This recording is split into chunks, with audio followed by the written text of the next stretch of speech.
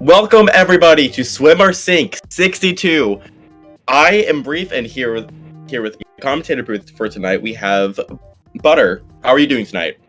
I'm doing pretty good. Especially, hey, I haven't been kicked off yet, which is immensely surprising. I'm back again. Don't worry. Or maybe do. Anyways, starting us off today, we're going to be seeing Full Moon Shizun and Heaven's Moonlight fighting each other today. Yes, Full Moon. Probably butchered that name, but we're not going to talk about it. On the side of Full Moon, I actually have seen 3 out of 4 people here, so it's going to be interesting to see, especially one of them. It'll be interesting to see how they do. And then Heaven's Moonlight seems like a pretty solid roster. I think we're going to have a really equal game here. Well, at least we have someone with experience as these people, so I'm hoping for a really good game coming, at least coming from what you've said. Yes, and we'll definitely be getting a good, hopefully even game on Splatoon's Mako Mart for our Game 1 here. As you may know, Mako is always a pretty equal map. There's not really anything that really sets it off to make it unfair or anything. It's a really even map to get started on, especially on Splatoon, which is, typically you can say is the most even mode in the game. I would definitely have to agree with you there. Being open to a lot of weapons, especially allowing for a lot of heavy paint weapons like your NZAPs, splashes, and sometimes even Tri-Slosh to just go off and use the alleyways, use all positions just to displace people, along with also allowing backlines to take very aggressive and interesting positions when they have the ability to push up. Yes, for sure. As you said before, Tri-Slosher and those kind of weapons that can position themselves under a ledge definitely are really good on this map. If you go to someone's, I believe it's drop, and you just shark there and someone's right there, you can just pop up, hit some shots over the ledge, and that will most likely guarantee you flat. So it's a very I think it's one of the maps where you can easily just go any weapon, and it wouldn't be too hard to go from the weapon itself. It's not too close to where it's not good for long range, but it's not too open for short range. So it's a pretty good middle ground for it. Definitely. And this is why a lot of people love Splatzone's Mako. And let's get the match underway. It looks like we will be seeing a Tri-Slosher from the side of Full Moon and a Bamboo from the side of Heaven's Moonlight. So a very interesting comp coming from both sides with 2 supports on both sides, with both of them being the NZAP and the K-Shot, along with having a very aggressive comp coming from Full Moon and Heaven's Moonlight also keeping up with the aggression, but a lot more range with that aggression. Moonlight quickly taking the zone, bringing it all the way down to 85 points remaining just to start us off, getting their specials ready, getting themselves into amazing positions, and just holding back Full Moon from doing really anything except for just spamming specials. Yeah, Full Moon right now was able to get all their specials ready, so now they will be taking this advantage to try and get back into zone. And they do take back the zone to give Heaven's Moonlight a little bit of a penalty. It looks like 2 people go down on the side of Full Moon, 3 down. That's a wipe now. So that will be the end of that push, but it did buy Full Moon some more time overall in the game. Heaven's Moonlight doing an amazing job at just letting Full Moon just waste their specials and push, take zone, and they're doing an amazing job at just keeping Full Moon in their base, forcing them to use specials, and really just making them fight 1v1s, 2v1, and doing an amazing job in general. 52 Gal pushing up, gonna be going down as there are 2 down on the side of Heaven's Moonlight. Full Moon is taking advantage of this, gonna be pushing in a bit too fast to go down, but they do take zone.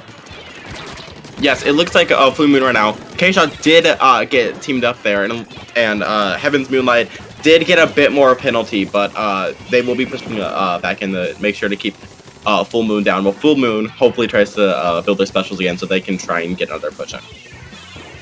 Full Moon's splash going down in a crucial spot. Armor coming out on Heaven's Moonlight. Full Moon forced to counter armor as they have 2 other specials to work with, another armored missiles, both being popped at the same time. They're going to be trying to use this to push in, but with a well-placed Booyah Bomb from Heaven's Moonlight, that's going to stunt their push heavily as the rest of Team Moonlight is scrambling to get those kills and force Full Moon to just stay in their base for the next 10 seconds. Yeah, and it looks like there is 2 down right now on the side of Full Moon, which does equal to knockout from the first game here, Heaven's Moonlight taking game 1 with a knockout. But yeah, something I noticed throughout that game is just, it's never like, we didn't really see anyone, even it was like about a 3-minute game. There was never too many like overwhelmingly like high kill counts in that whole game. It was always just people like trying to fight for turf control. It was never really people trying to take until they did push back up into mid. Definitely. Heaven's Moonlight using their range advantage, well, to the advantage that they could, and really taking really long angles and forcing Full Moon to either completely back off or use specials to push up against their 52 and Bamboo. Yes, but now we will now be going on to Tower Control Surgeon, and automatically I know we will be seeing a try, because this Surgeon and try go together like peanut butter and jelly. It is a really good map. There's ledges everywhere. I would also like to see a Inkjet come out, because it's, again, ledges, really good for Ink. So I think that we will probably be seeing more aggressive comps. I would definitely love to see a try-hard comp, if you get what I'm saying, as the Try really does an amazing job on tower control, especially on Surgeon Shipyard. It was, as you said, with such the high ledges and the spinner in the middle being amazing places for the Try to get flanks off and do really aggressive plays. For sure. Is there anything that you'd like to see anyone pull out here from what you know of these players and from what you saw from last game? I think the Bamboo playing it once again will be a very good pick, especially if they switch to either a missile version or the bubbler version. But I just like bubbles personally. As we'll be seeing a Squiffer come out, a very interesting pick, and honestly a very aggressive pick. A Squiffer is always fun to watch, especially if they know how to use that Inkjet. Yes, and it is a Surgeon. It is Surgeon, like we've established, and Inkjet. You know, they go together well. High ledges, you know, Jet does well with those. And it looks like 2 down will already be down. 3 down will already be down on the side of Full Moon. So that means that Heaven's Moonlight just getting special ups will actually wipe. Getting specials, just trying to get as many points possible, establish positions, and make sure that Full Moon does not get too far at spawn. A very interesting pick to go with the Nouveau Tri-Slosh instead of the default Tri-Slosh. It might work out in their favor with that extra bomb to throw people off tower, but it also might be hindering them due to not being able to easily secure kills. Bomb going to be quickly taking out the K-Shot as they got too aggressive. Armor coming out from Full Moon as they're using this to their advantage and trying to push back into mid. A well-placed Suction Bomb is going to allow the Heaven's Moonlight's K-Shot to jump back in, though they are going to be taken out once again by a bomb. Inkjet coming out from the Squiffer, forcing both players on Team Full Moon to back off. The K-Shot is going to be going down as Heaven's Moonlight is going to get another push on the tower. Yeah, I'd like to just comment real quick on how that Auger Shot was in the Fight Club there. That would have been a really good way to try and like catch that Jet off guard, but sadly they worked. But going back to now, we have Sleepy from the side of Heaven's Moonlight right now, just hanging on the right side, just trying to stay alive, but then also try to keep people off the tower. And it looks like it's not necessarily that Heaven's Moonlight is now in the disadvantage, but Full Moon is now like getting back on their feet and they're trying to take people out and trying to establish who's gonna take that tower. Heaven's Moonlight, though being 3 down near tower, is just continuing to push the tower, continuing to be aggressive, popping missiles whilst they're under the thing, continuing to be aggressive. Squiffer's gonna take 2 people out with them before they go down. K-Pro is gonna be the only one alive on the side of Full Moon. Tower is just continuing to push, made it past second checkpoint as they are continuing to push. They're gonna bring it to 4 and gonna be taken out as the rest of Team Full Moon is using this to their advantage, pushing back into mid, getting that paint on the ground, and looking to make another pick in mid so they can push even further with that tower.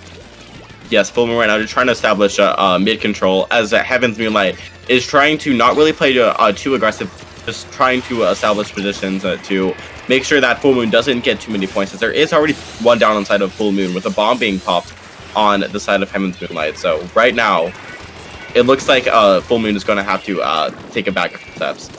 Well-placed Booyah Bomb to the 52. That is going to be a 3 down on the side of Full Moon. The last are coming off spawn. This 52 gal doing exactly what they need to do, being hyper-aggressive, letting the rest of his team move in and get better positions as they just keep going, getting their Booyah ready, taking the flank option right here as no one is expecting it. Booyah coming out, going to be trying to find someone off guard. Amazing plays from the 52 gal, forcing the rest of Team Full Moon to stop paying attention to the tower and pay attention to them, as they are just gonna be KOing Full Moon. That was a really good knockout on the side of Heaven's Moonlight. And even though it was a knockout, Full Moon was able to stay up on their feet for most of that game. So it was still a really good game in general from both sides. Even if it did come out to be full-on knockout, it was still a good try for Full Moon. It definitely was. Heaven's Moonlight just being the more aggressive, gamers, as they are going to be taking the first 2 matches. Congratulations to them. Though, don't keep your head too low, Full Moon. You can still take the 3rd match. Points are worth everything. Yes, game 3 is definitely, even if you are if you already are losing and you're already sitting 2-0, game 3 is still one of the most important matches because you can still take a game off and that will help out your placement later on. Because this is a playoff 3 match, it's not a best of. You playoff 3, move on to the next one. But we are going to claim the Humpback, which I think it's still a good chance for Full Moon to try to take a game or take some good marks on the set here. But definitely, Humpback Pond Track is one of the maps known for just allowing really random and whack comps to start coming out and just work for some reason. So it's going to be very interesting to see if either team completely switches up their comp or just continues to go with what works. Yeah, I think definitely, again, we're going to see a Tri-Slosher because it's Humpback and Sloshers in general are a good matchup.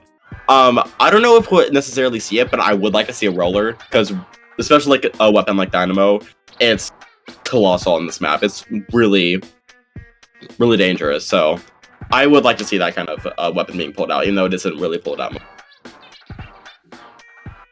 Definitely. It would be very interesting. I'm at least hoping to see a Booyah, because Booyah is really really good on this map just because of the very small amount of angles that a team can peek you from up top. And just being able to deny that one angle for a certain amount of time is amazing. For sure. And it looks like we actually won't be seeing a try, but we will be seeing a brush being put up from the side of Full Moon, which I think is pretty interesting, actually, considering you know, how the try does. But at the same time, brush is a really good slayer. If you're under a ledge or if you're trying to just flank, it's a really good way to take people out. But there is 2 down on the side of Full Moon, which means that Heaven's Moonlight will probably try to pull off a really early push off. Heaven's Moonlight doing an amazing job at taking 2v2s right there, or 2v1s, taking the trades even though one of them is down, and really getting the advantage here. They have a ball up and own mid right now, as the rest of Team Full Moon is forced to push them or hold positions, as they have a ball ready and looking for that push. Sure, it looks like Tyster right now with the ball, just trying to stay alive, and they actually do throw it back for someone to pick it up later. Right now, they are kind of pushed back by the Jets, putting out a lot of pressure. Throwing a bomb on one of the Jets that jumps, taking out the Octopus, I believe, and allowing Heaven's Moonlight to try to push back up into mid with one already down on Moonlight. 52 Gal holding both their Booyah and the Clam, doing an amazing Booyah right here. Gonna be using this Booyah as cover to make the push, getting the first goal of the game. 80 points remaining as the rest of Team Heaven Moonlight is unable to continue the push, but that is an amazing, at least it is an opening for Team Heaven's Moonlight to just get points on the board. Yes, and it looks like Tyster right now, again, over on the right side with 9 clams, probably gonna do that juggle technique where you just like try and flank around, make sure no one sees you, and then also juggle them. But it looks like they were caught without a ball, so they are kind of just trying to stay low now, trying to not fall to anyone. As there is actually a 2v2 right now on the field with Tyster taking someone down with suction bomb, using their missiles now to try and displace someone in mid, going to the right side. K-Shot looking for that one clam to make another push right here. 2 go down on the side of Full Moon as the 52 and K-Shot are looking for that person. A ball comes up, though 2 go down on the side of Heaven's Moonlight as that forces the push to be halted in its place, and the rest of Team Heaven's Moonlight to sit back, grab their specials, and wait for Team Full Moons to either make a mistake or get picked off. Yeah, and right now it's more just like, instead of just trying to get any pushes in or anything, it looks like it's more just the battlefield for mid at this point. It's actually going 2 down, 3 down on the side of Heaven's Moonlight right now. Oh, that's actually a wipe, giving a really big opportunity for Full Moon to get a ball and just get a few clams in. Heaven's Moonlight has a very small lead right now, so they really just have to get one power and then 1 clam in, and that's lead. Ends up unable to put the ball in the basket. It's about to disappear. Doesn't disappear right before someone picks it up, though that does allow the rest of Team Heaven's Moonlight to know where they are, rotate onto them, take them down. Ends up is coming off spawn, and that's going to be complete destruction of that push. Amazing counter from Heaven's Moonlight, as they are going to be using this advantage to just take mid, get the clans ready, get their specials out, and try and make another super to make another push here. Yeah, Sleepy right now with the zap, taking out the Full Moon's light, and it looks like they are able to get Heaven's Moonlight's able to get a few more points in right now. Throwing in some more clams 2 down, they're really just trying to go for points instead of trying to stay alive. It looks like there is only 1 up right now on the side of Full Moon, so it's more just going to be a try to fight for then mid and try to get any more points in, because we are entering the last half of the game as we do only have 1 minute left. Even though the push wasn't that much successful, they did get the picks, which completely stopped Full Moon from counter pushing. With a minute left on the clock, it's gonna be the Full Moon definitely needs to get something made and make a push here. Rush trying to go into mid, not finding another pick, and it's forced to back off. Ball Wielder is just down as it's 2 down on the side of Full Moon. A jump from Heaven's Moonlight. Gonna be scoring another clam in here with 30 seconds left on that clock. Full Moon needs to get them out of their base and get a push ready to go. Yeah, there is only 2 down, so right now Full Moon just has to take mid and has to get a ball, use their pity, whatever they have to do to just try to get as many points in right now. As it's not too much of a lead, but it's still going to take a bit to try and get anything. It looks like the Zap is going to be rushing into mid now. 2 down on the side of Full Moon. This isn't looking too well for them. Ball going to be disappearing as they do get a brief overtime, as it's going to be their main ball is completely shattered as they pick up the pity clam, forced to make a push. There's only 2 people left. Counter an armor to stop them from pushing. It's looking really desperate for Full Moon. Ball goes down as that's effectively gonna be game right here. 2 go down, it is gonna be game. Heaven's Moonlight 3-0. Amazing play from both sides. Heaven Moonlight playing the range advantage and doing an amazing job at it. Yes, even if it was a 3-0 result, it still... Full Moon really just did anything they can to try and come out at least with a 1-game win, especially on that last game. It was a really exciting set to see in general. There were a lot of openings for Full Moon that they could have taken, but sadly, Heaven's Moonlight was able to stop that. So, a great game from both sides. It's just that Heaven's Moonlight had a slightly better game. Congratulations to both game sides. As we're going to be going on a very quick break. Don't go anywhere. We'll be right back.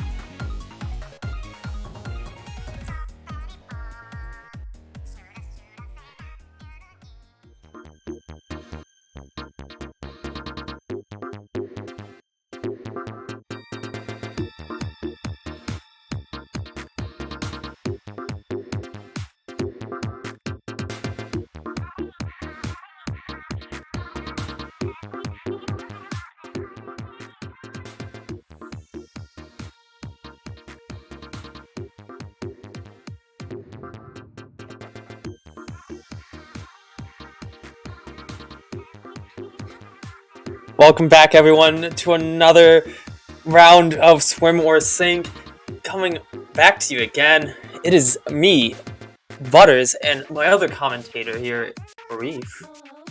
Hello, I am Reef, the other half of tonight's commentator booth for this block. So, for round 2, we will be seeing Red Sun versus Anarchy Plus, a new team that has recently come back from the dead. So,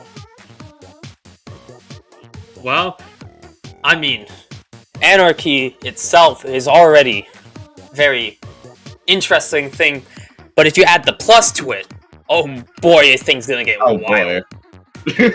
Especially since we have Rainmaker on Starfish main stage, an already Anarchy map.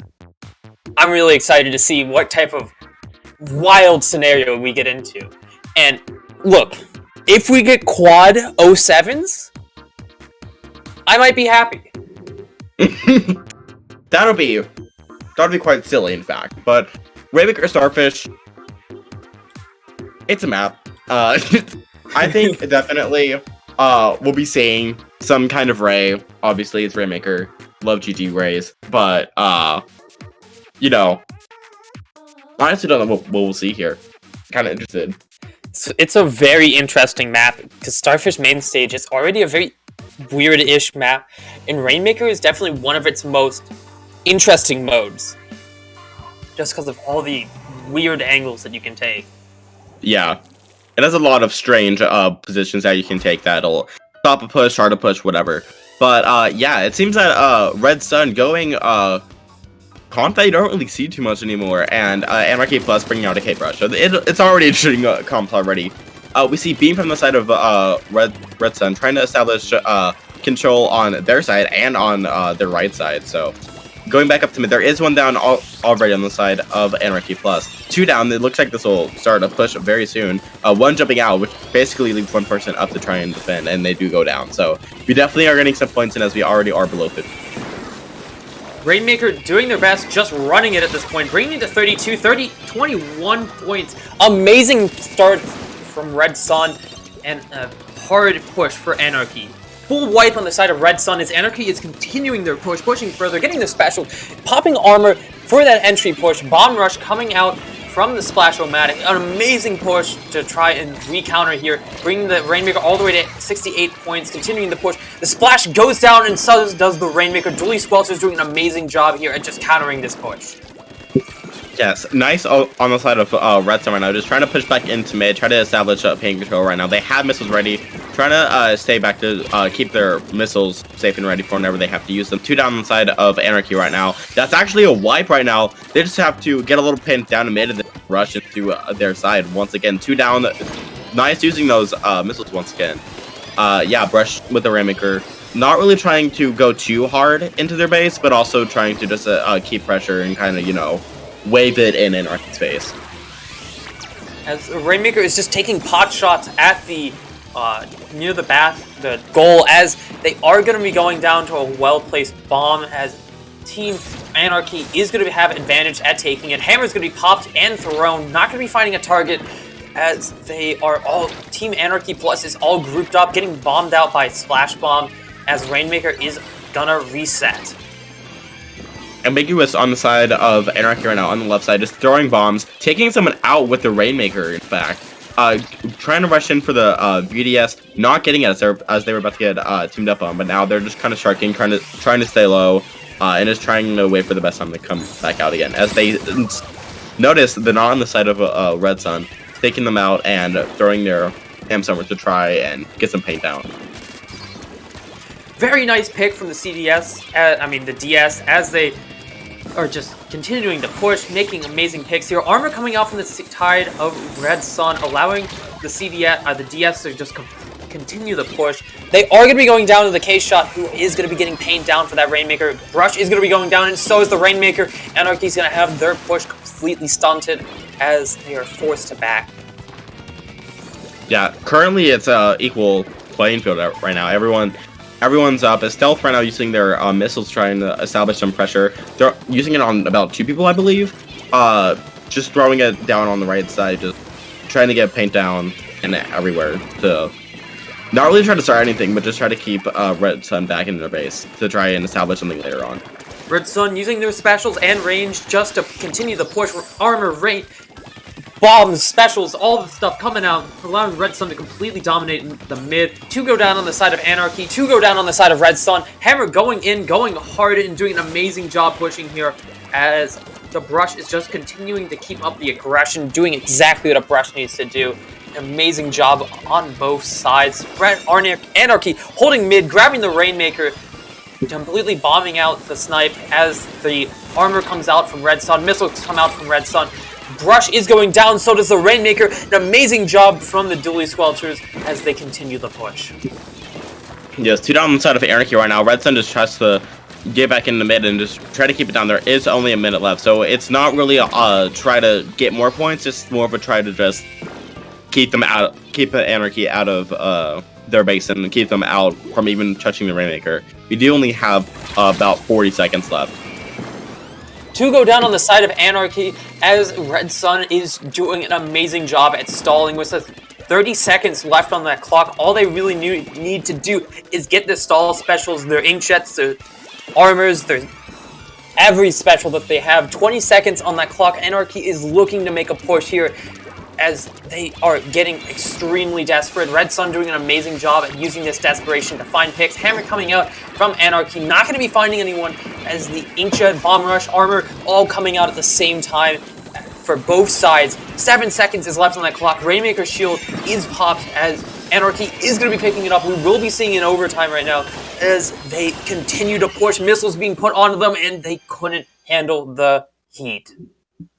That was a very not necessarily a stressful game, but a pretty slow game, I guess you could say, for Rainmaker. I mean, for most of that game, we were just sitting in mid. Anarchy just trying to get back in, but overall, Red Sun was able to take it with an establishing push, I believe. Not really getting any more points after that, but staying to, but making sure that Anarchy didn't even get bullied once, I think, that game. So, but yeah, moving on now, we'll be going into Splatzone's Anchovy game. A very interesting map, as this is a very wide open map, but it also allows for amazing plays from any type of slosher, whether it be try or default. Yeah, this is a map with a lot of ledges, so I think we're definitely going to be seeing a Octobrush again, or just any brush in general. Because again, you know, ledges, they really do well when you're trekking under a ledge and they accidentally catch your toe or something. So I think we'll be seeing kind of weapon like that here, because whenever you get that zone, it's more just trying to push back into their spawn and not really trying to sit back in mid. Definitely. I also expect to see another Nautilus coming out from Red Sun, and I hope to see that DS again. Amazing plays from both of those players, as it's really good plays from both of them. Yes, it looks like we're going to be seeing a Tinderpearl on the side of Red Sun. You don't really see that too often. Red Sun again going for actually no, that's the Navoo tint. That is the uncommon version of the already uncommon weapon. A very out there pick, though, if they use it correctly, will be an amazing advantage for them, because with the very heavily flat map that is the zone and this map in general in mid, the curling rush could be extremely useful for them. Yes, especially with all the walls nearby. If you put up fans, it just adds more pain everywhere. So it definitely could be a really important asset for them. Looks like currently Anarchy just staying back, not really trying to be too aggressive, but also just trying to get special to push back in, as they Red Sun is already almost established 50 points on the board right now.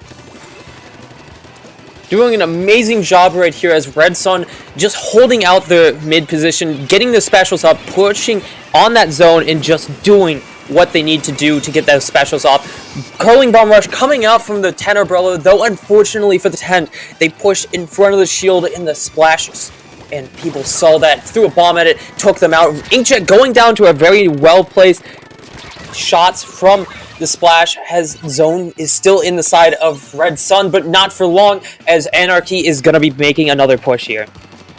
Yes, Anarchy just then, that splash just going in, even if it wasn't really something that made sense at the moment. It was able to open up an opportunity for Anarchy to try and push back in, as now they're just putting pressure on their side now. They're finally being the people that are getting points and extending pressure onto their side. There is 2 people down inside of Red Sun right now, so they can push back into their tree and just try to keep everyone from even getting too far up in their own base. So Admir right now just with the nod, striking on that wall, just waiting for the perfect time to catch someone off guard. Anarchy does have the lead right now, so Red Sun, they don't have too much time left before it becomes a knockout. Inkjet coming out from the Nautilus, allowing the rest of their team to push up, take the zone. An amazing job at making picks here. The Brella being caught off in a weird position, though that weird position is going to be amazing for them, as 2 go down on the side of Anarchy and the rest are forced to come off a spawn.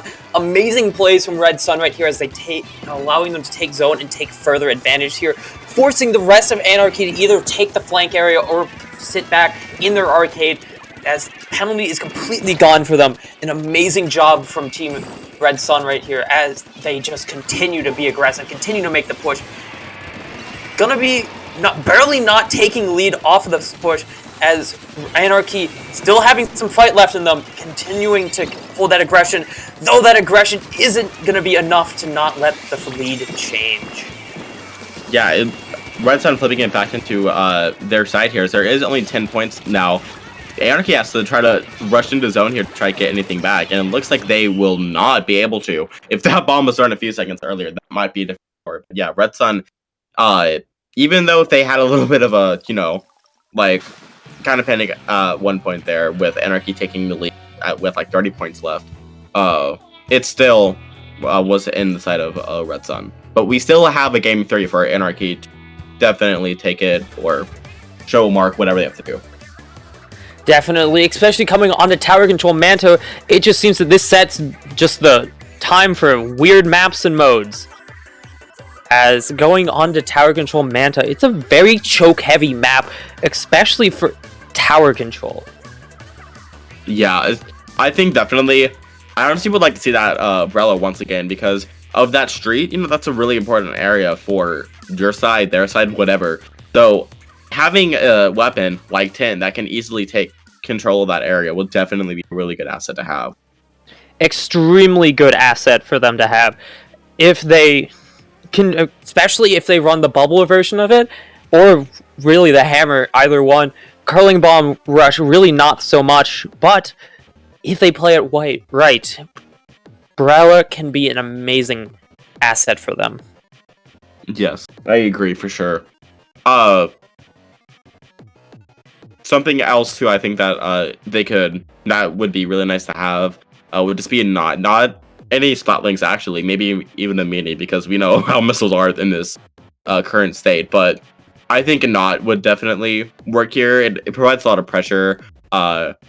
If you want to play it in a certain way, it can kind of paint a little bit, even if it wasn't made for that. But it has jets, suction, it can exert a lot of pressure. I think that it definitely can, and especially since how they've been playing it, I really hope to see that Knot and CD and DS come back out, as they are both amazing players and amazing players to watch.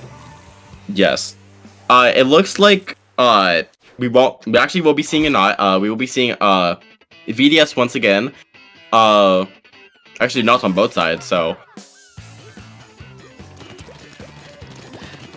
Really interesting comps from both sides.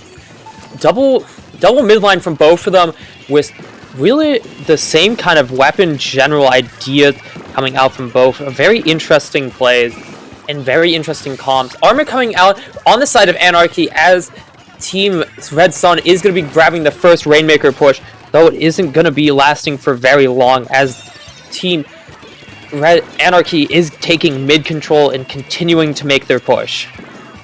Yeah, right now there is one down on the side of Anarchy right now. Stealth trying to jump out, but I believe that was the Nod taking him down. Oh, that was the vanilla actually. But yeah, Red Sun taking this opportunity. They have specials ready to pressure them. It looks like the Vetus is trying to use missiles there, but was taken out by bombs. 3 down on the side of Anarchy. Red Sun just making sure that they don't even get close to that tower, as Red Sun already has the first checkpoint down. Red Sun doing an amazing job at just making this push happen and continuing to push up that aggressiveness, having their specials ready to go at any point. This Nautilus at an amazing position, though they aren't going to make it past checkpoint 2 just yet. The Nautilus to go down on the side of Anarchy Plus, as that allows Team Red Sun to continue their push. Inkjet coming out, doing an amazing job at taking out their K-shot and just keeping up the aggressive with Red Sun. Red Sun doing such an amazing job. Yes. The K-Pro right now just going for that tower, 2 down on the side of Red Sun. This might be the opening Anarchy needs to try to push back in mid, but it looks like this Junior will not let that happen. Exerting pressure, putting down bombs, getting armor, whatever. This Junior is just keeping them out and shutting down the opportunities they have right now. But that doesn't mean that Anarchy can't push back in, as we do have about 3 minutes left in this game.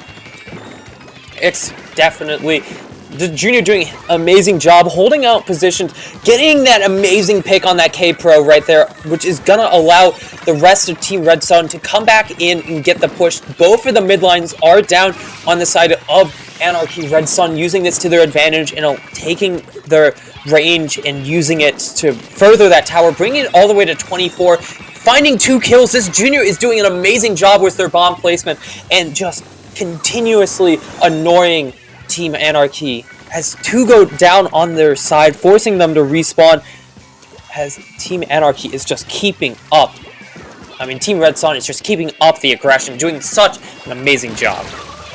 Yeah, this, I think it's Admin right now, taking out that K-Pro, was just staying in their base, even if they weren't trying to contribute anything to the objective wise. They were just keeping it up there, keeping Anarchy down in their base. It looks like the VDS right now just holding mid, just making sure that they don't really try to get back in, even if, it's bombs. They're actually trying to come physically, whatever, making sure that they don't get back into mid. As Team Anarchy is finally finding their foothold, allowing them to push up into their own bunker. Amazing flick from that Nautilus right there, finding the pick on the other Nautilus to go down on the side of Red Sun, as this allows Team Anarchy to make amazing pushes right here. Haven't picked up tower though. Booyah Bomb going out. Tower is finally picked up by them, as the rest of Red Sun is starting to come back from their spawn, getting their specials, and looking to make an opening frag to maybe try and find a pick and get them off tower. Junior goes down on the side of Anarchy, as armor is just barely coming out from Anarchy, also as missiles and inkjet are being ready to be used. Yes, right now it looks like priority right now. They're not really doing anything too big. We only have a minute left right now. Anarchy likes to try to do priority right now. Just trying to stay alive, just not really sharking, but just trying move around the place, get paint down, put pressure, whatever they have to do. Because first things first, you have to at least get one pick to try and get anything established to have a good chance of doing that. Definitely. Booyah Bomb gonna be going out completely, not really finding anyone, but stopping Red Sun from advancing further, as Red Sun is pushing the tower right now with 30 seconds left on that clock. They are really looking for something big to happen, as they are gonna be at least getting up into their bunker once again, allowing them to make that push, continue to get aggressive, and do an amazing job at just holding positions right here. 13 seconds is left on, specials are up, and Team Anarchy needs to make a push now. Yeah, they're using their specials together. They're using anything they can to try to provide pressure. They're using the inkjet, using bomb. They're used all their specials at this point here, but it looks like Red Sun was able to take tower right there and ending overtime, taking game 3 set. Amazing showing from both sides. Red Sun, though, as I just said, throughout that entire match, doing an amazing job at just keeping up the aggression and just really keeping Team Anarchy forced into a constant defensive position. Yes, constantly making sure that they can't do anything. Anarchy still had a lot of opportunities there to do anything. Red Sun, though, was just making sure that they stayed in their base. But even then, especially in that second game, Splat Zones and Show, there was always a lot of times where Anarchy had Red Sun on their toes. So even if it did come out to be a 3-0, that might look like, oh, they wiped them. But it was still very even set. It definitely was. But Red Sun, amazing job from both the VDS and the Nautilus, working amazingly together and just finding those picks, finding the openings and just really holding down the line.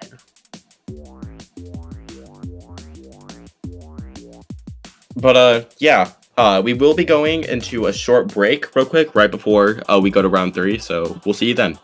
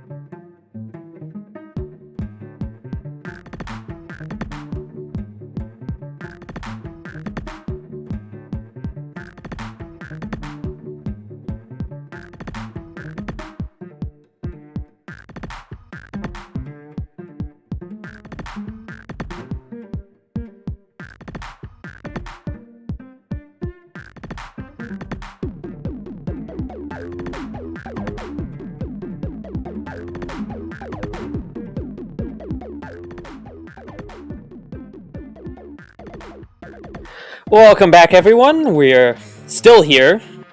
Whether you see this as a fortunate event or unfortunate event, it really, for us, is very fortunate that we have a match ready to go really quickly, as honestly, this is a lot better than I'm used to, personally. Speaking of me, I'm Butters, joined today, once again, by Reef. We are still here, and will be here for a decent amount of time. Yes, we are here, and we will be commentating round 3 tonight, SOS 62, with Squids of the Filth versus Cold Coral. So, I think this will be pretty interesting. I mean, I haven't really seen anyone on these. I've seen Cold Coral. I've seen their team before, but I haven't really seen any. None of these players really stick out to me. Do any of them? Does anything stick out to you? Well, other than the team of Squids of Filth having memes on their side, not really. Yeah, I mean, personally, I feel like I've heard that name before, but it's like, or whether you like tip of your tongue or something, I don't know. But yeah, I think this will be interesting to see both teams going into this. So definitely, especially when you don't know what to expect from both sides. Honestly, that leads to the most crazy stuff happening, especially if crazy stuff happening, you are definitely going to be seeing it on Clan Blitz Piranha Pit, a very crazy map for hopefully a very crazy group of people. Yeah, I mean, this Clan Blitz Piranha, I personally think is one of the most chaotic Clan Blitz maps, because, you know, it's so flat that it's a good opportunity for raids to happen. It's good opportunities for really any special to come out on any side. So it's really important to just, you know, keep paying, get specials, get picks, whatever we have to do. So yeah, I think definitely we're gonna be seeing a thing right here. Piranha Pit, very, very flat, very open map. It's really easy to try and catch someone off guard with the raid, or like try to pick off a incoming power clam, or try to pick off people while you're trying to push in. So Definitely. It's always an exciting time to watch because Piranha Pit Clan Blitz is a crazy map, crazy mode, crazy people, and crazy Ray, baby. As we are going to be seeing a foil and squeezer coming out from Team Cold Coral. A very interesting pick from both sides, really, as the match is getting underway. I'm really interested in seeing the Soda and H3 play. It's not, I don't want to really say that they are quote-unquote uncommon picks, but I always love seeing a Slotcher plays. Fun. But memes with the H3 over here, just trying to establish pressure on the left side as the Bamboo just going for them, not letting them let up ever. And it looks like Saw would be taking them down the Bamboo. So, 2 down on the side of the Squids of the Filth right now. Cold Coral already getting in a claim, and we just barely got them for 30 seconds of the game. A very interesting idea coming out from Squids of Filth, going almost all aggression with their weapons except for that H3. Cold Coral using this to really to their advantage and just outpainting them and getting their abilities up, getting their specials up, getting the clams up, already bringing the score down to 20 with 5 clams able in their hands. They are Cold Coral showing an amazing opening right now as they just continue to make the push, continue to go, bring it down to 20. An amazing push to start today's game. We definitely going to be saying that a lot more during this game in the next 3 minutes. It's definitely going to be happening on both sides. That's happened to a lot of Piranha Pit. You get the opening, you take that opening, and you will get clams. That happens frequently, but looks like there is 2 down on the side of Squids of the Filth. It may not happen with this push right now, as I believe they're going to try to get that thing, as there is only a zap up right now, so they're just taking care of that zap, and they're going to throw it in, as they get 2 clams in right now. Getting 2 clams, amazing push already, continuing to follow that up, already bringing the score down to 45, as Cold Coral is forced to come back off of spawn, getting there to really with no specials coming out, Bria Bomb coming out on to the plat, not finding anyone, but forcing the Fling to get out of position, as Squids of Filth are almost all but gone, bringing their last score down to 27 remaining. Yeah, I mean, right now, there isn't really any specials right now. I think it's more just going to be a battlefield for mid right now, mid control. But it looks like Cold Coral soon is going to try to be getting into mid, getting whatever they can, as they already have used 2 specials. So using missiles, I think soon they're going to be jumping or just try to not really necessarily rush in, but rush into their rush into the opposite basket.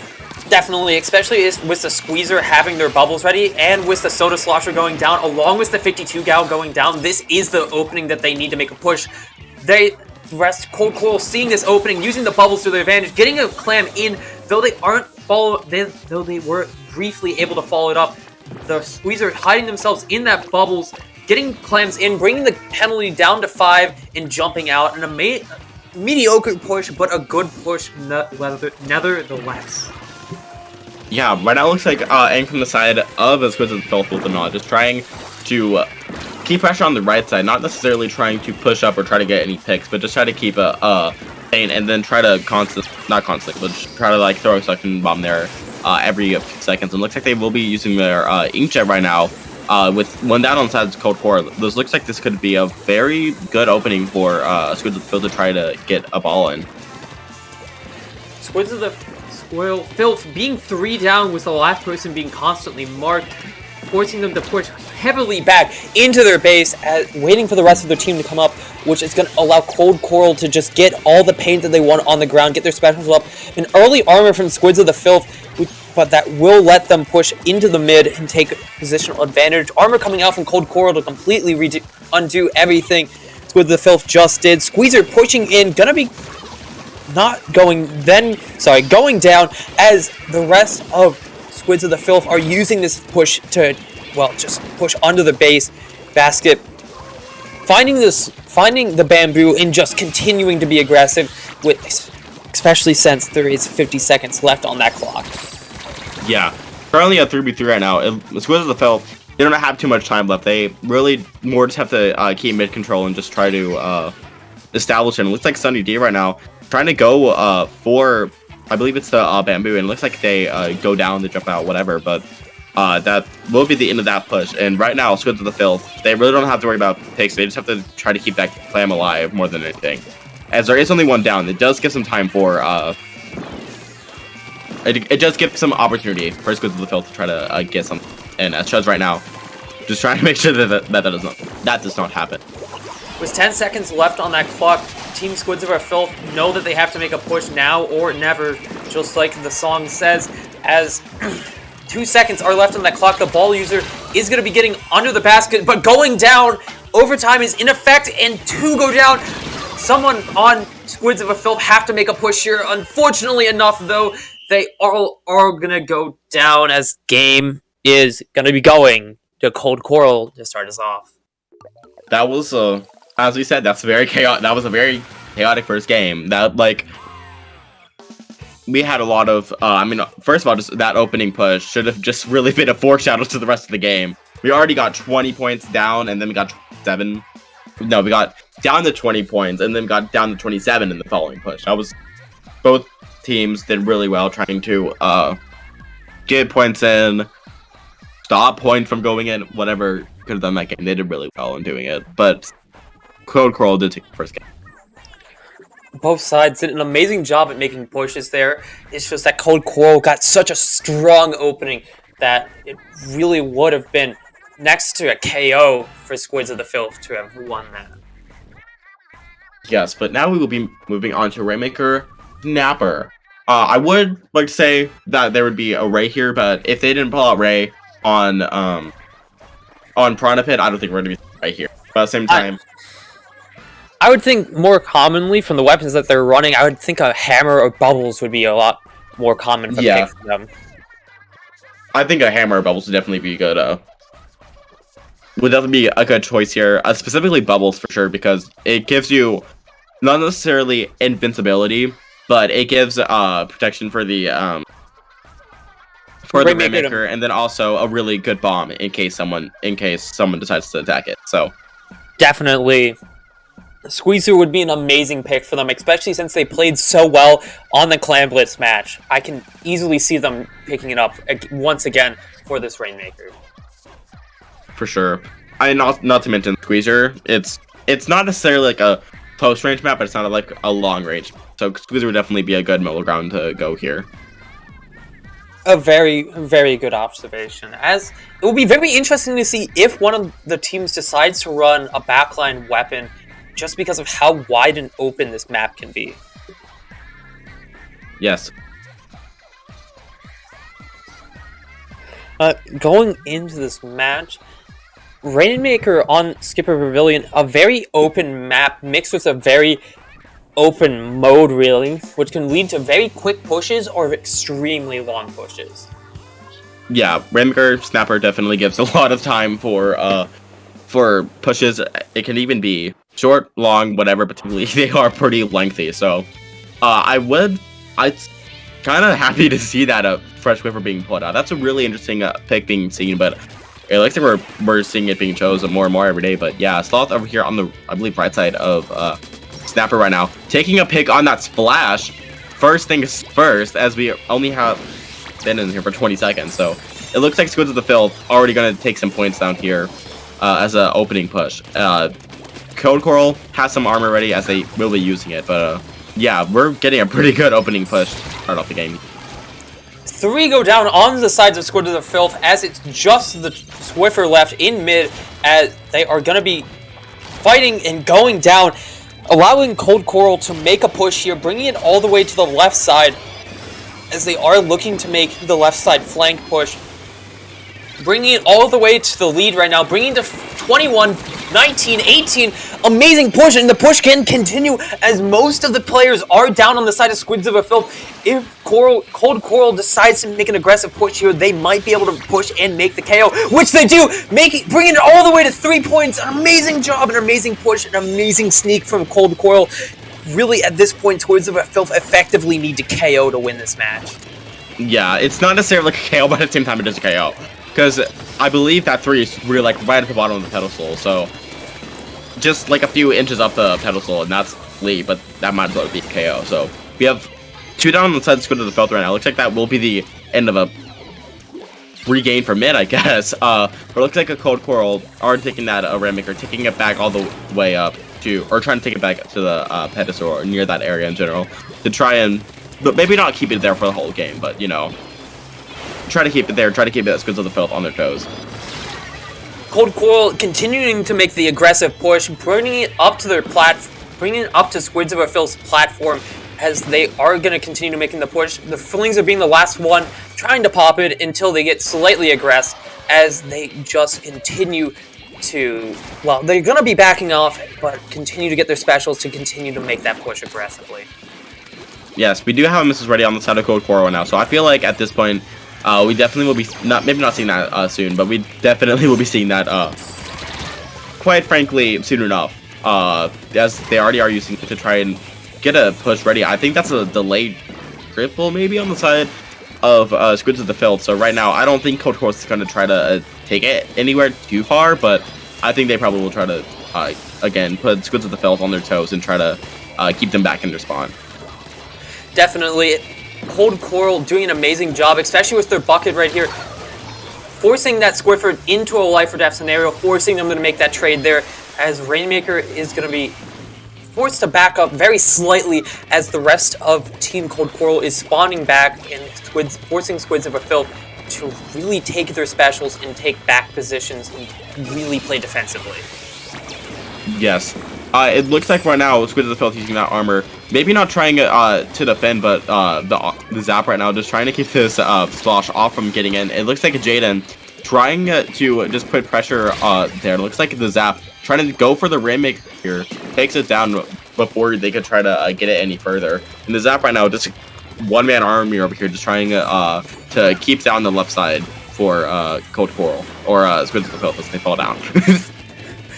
The NSAP doing an amazing job there, as the rest of their team had wiped, and if the NSAP didn't do that, they probably would have been KO'd there. 1:14 on that clock, as Team Cold Coral has the advantage for making a push here, forcing Squids of a Filth to really just play defensive the entire time. Armor coming out from Squids of a Filth. Inkjet really looking to make a play here, as one are down on both sides.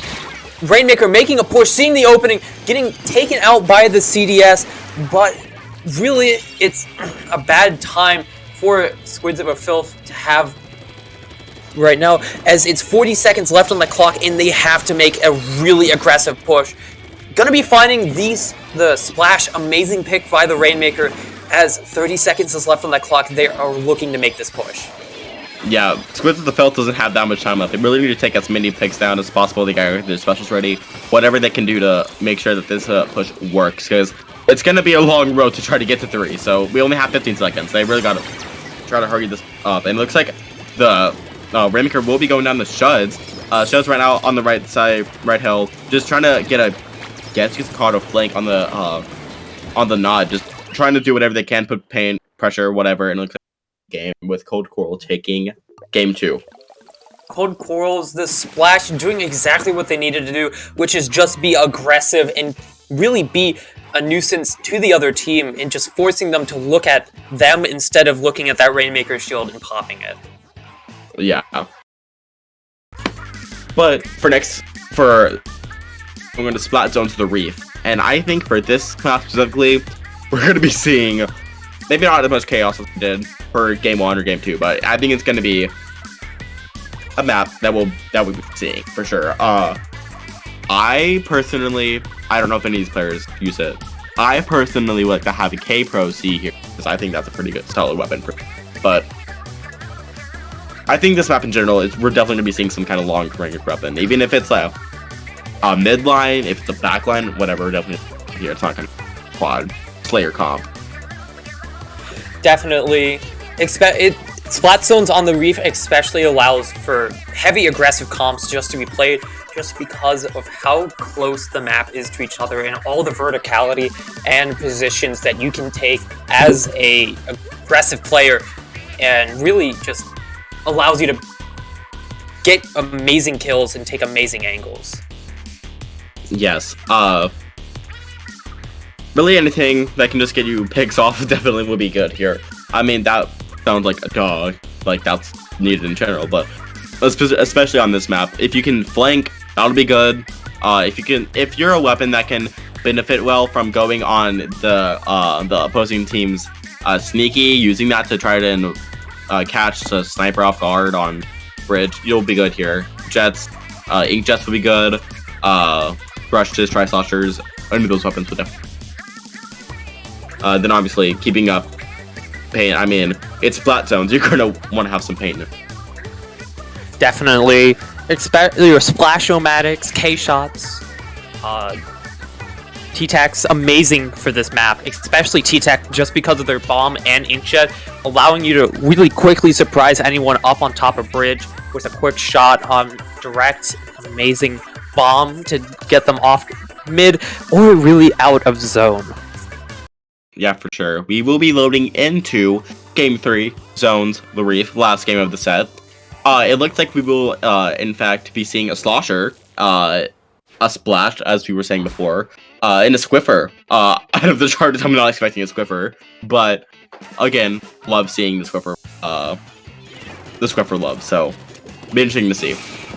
A very interesting pick of the Squiffer. I believe that it's the Armor Squiffer, a very uncommon pick, but welcome one nevertheless. Bucket going down on the side of Cold Coral as Squids of a Filth are very quickly going to be taking the first zone, which is going to allow them to take a really aggressive plays, though Team Cold Coral is going to be quickly retaking that zone with their specials, just bomb rushing the zone, allowing them to take it.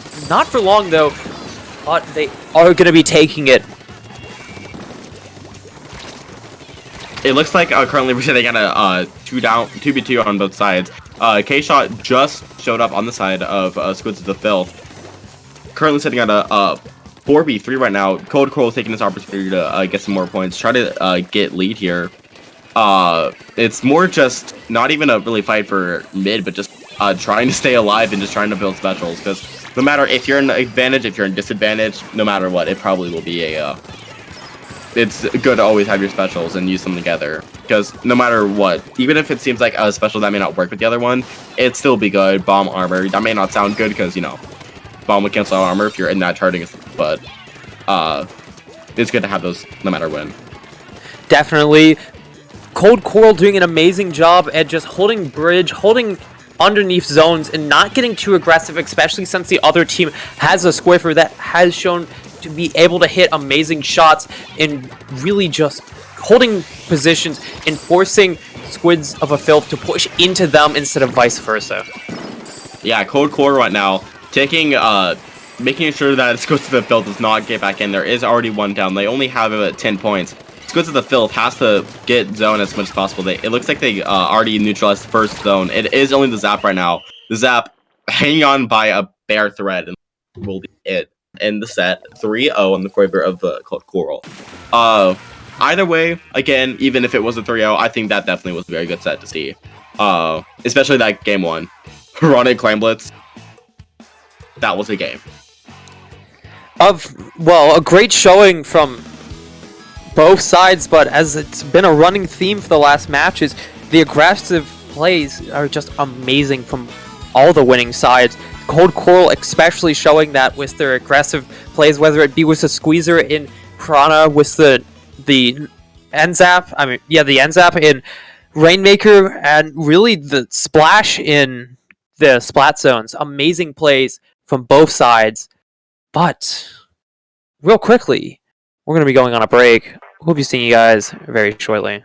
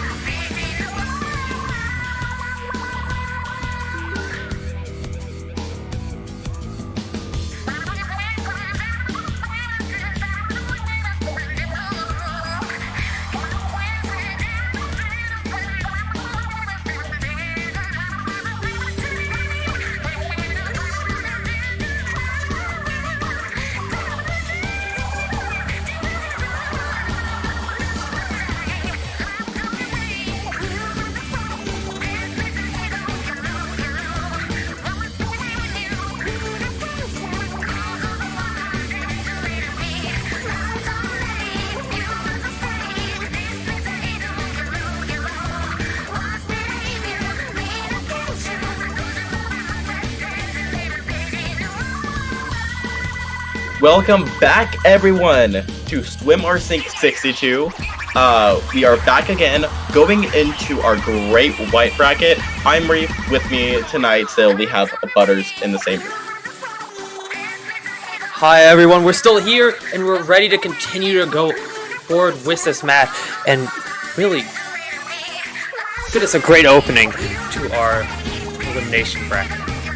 Yes, and if you're sitting here wondering, hey, what's happening? If you're looking at the bracket, you may have noticed that in Group E, there was a three-way tie. It was perfect, everything.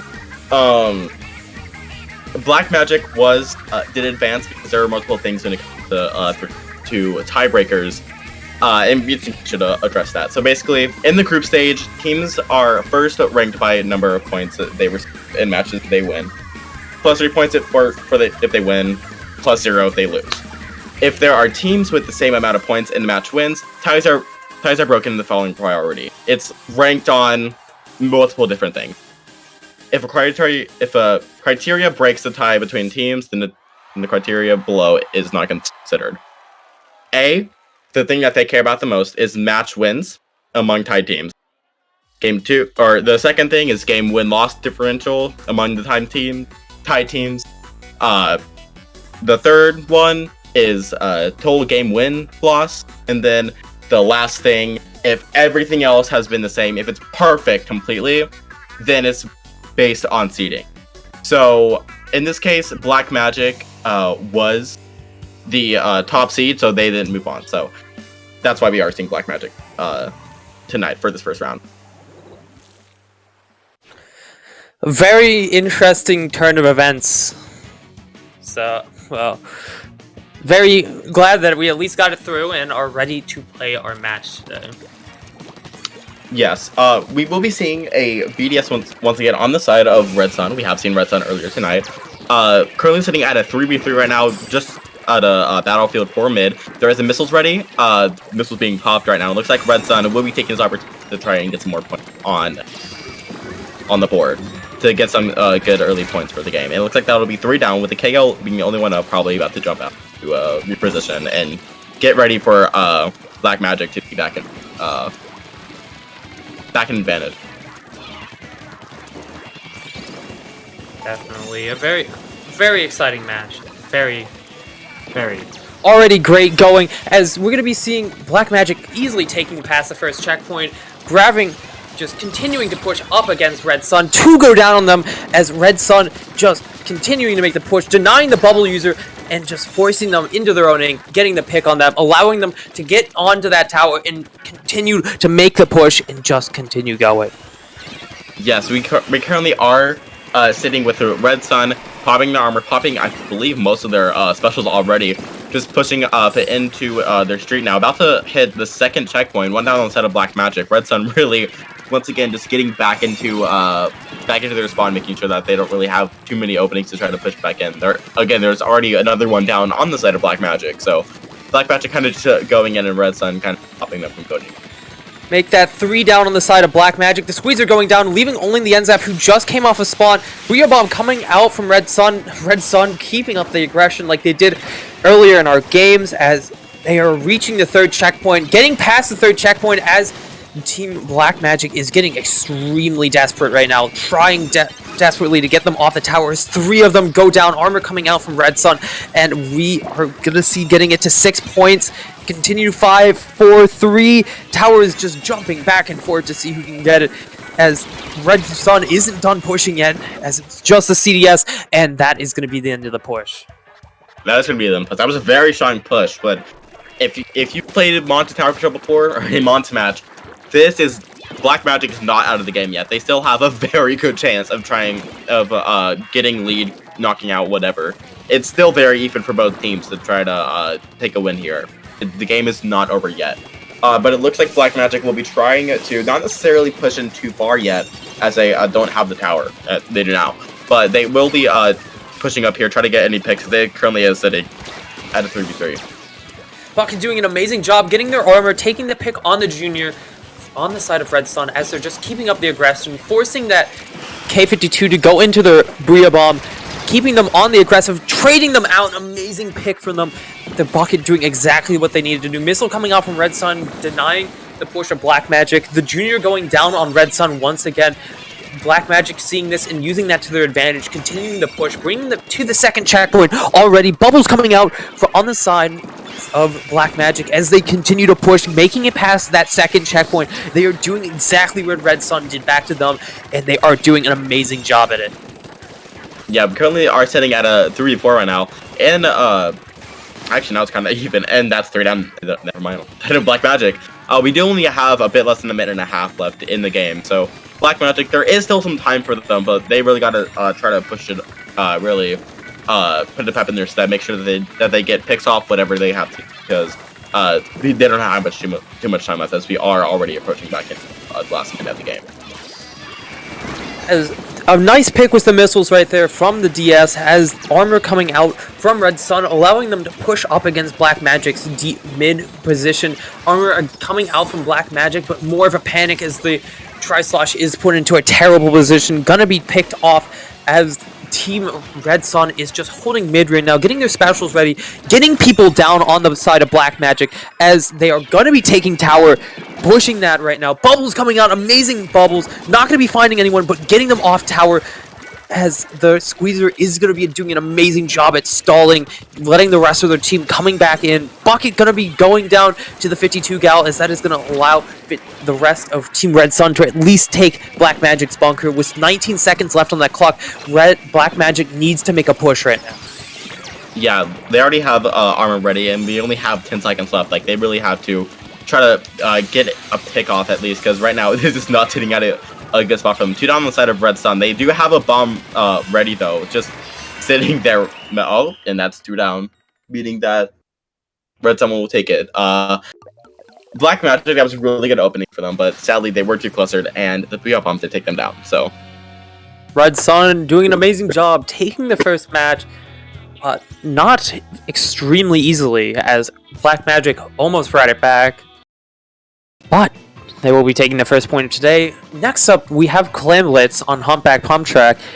For those who weren't there, this is always an interesting map for any mode, but Clamblitz being one of them, as really any comp can be run here, especially not most conventional ones, and I hope to see an unconventional comp coming into this match. I think personally that we are probably going to be seeing VDS again. I mean, from what we've seen before, it looks like they probably are going to be running VDS most of the time, or if they're on a one trick. So, but yeah, I think just in general, we're going to be seeing VDS, probably not again.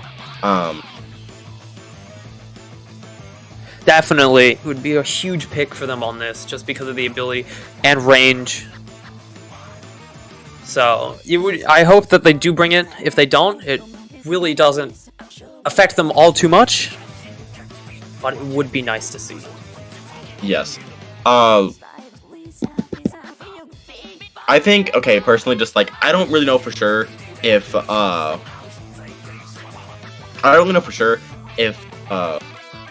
they're gonna necessarily run this, but again, we've established rollers, blasters, sloshers are really good on Humpback. I think that would be really nice to see here. No matter the weapon, if it's Soda, if it's a Dynamo, Rapid, whatever, I think that's a good weapon to go for. It's pretty safe. A very safe pick. For sure. I mean, especially on a map like Clamblitz, like Rapid, it has Baller. That's a good Clamblitz special. And then if you would like to go the Trident of Vu, you have Storm. That's a pretty good special to push in with. So it provides a lot of pressure. It definitely is. Realistically, Humpback Pump Track allows so many weapons to be played. It's kind of a bit claustrophobic or suffocating just deciding which weapon you want to play.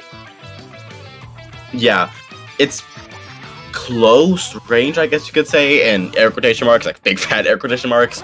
But yeah, I think it definitely would be at least midline, both, maybe even double. But yeah. Squeezer coming out was double K-shot on the side of Black Magic. A very interesting pick, along with the VDS coming back out from Red Sun. It's going to be... Black Magic is going to be very heavily relying on that Squeezer to get their bubbles up quickly and make pushes here, especially with the double support from the K-shots and the armor from the Junior. Yeah, it looks like the VDS already pushing up pretty fair into Black Magic's side of the map, backing up a little bit more to go to the right side on mid, currently sitting at a 4v4. It's not really necessarily a fight for mid, and actually, never mind, there's someone on Black Magic that just really went straight in. 3 people actually. It looks like this will land them a few points to start it off. We're not even the first minute to end. We have one down on the side of Red Sun. Black Magic just killing them from the outside in, I guess. The Inkjet coming out in mid, finding the pick on the Squeezer as 3 go down on the side of Black Magic, which should stop the push if that Junior does go down. But the Junior is going to be jumping up, which will stop the push, but will allow them to keep their armor and probably continue to make aggressive plays. Really, the Junior being forced into the VDS 1v1 right here, almost going down to a bomb, forced into missiles, and is going to be really in a terrible position. Squeezer going down on the side of Black Magic as VDS is fighting to take out their Junior, going down to a well-placed bomb, though the basket is open for Red Sun, trying to make another extra clam in there, but unfortunately only bringing it down to 77. Yeah, we do only have one down side of Red Sun right now, so Black Magic has to be a little cautious of where they're going, but they will be taking mid back now, and it's more just going to be Battlefield for mid, who can take mid, and then who can go on from there. It looks like they do have missiles, and actually looks like everyone's more just going for specials than picks first, but looks like a missile and armor will be possible. Will be picked for Black Magic, with one going down already to the PS on the side of Red Sun. As the team of Black Magic using the painting advantage just to dominate mid, specials coming out from all sides, bomb rush coming out from the splash as the Junior goes down on the side of Black Magic. Inkjet coming out from Red Sun, gonna be trying to find the ball, which they do. They're passing clans, making a super right now, finding 2 people. That Inkjet was an amazing play, though the ball maker does go down. Team Red Sun desperately trying to find clams to make that super and take advantage of the fact that Black Magic was so down and forced back into their base heavily, though unfortunately were unable to do it in a timely manner. Yes, we currently are sitting at a 4v3 right now.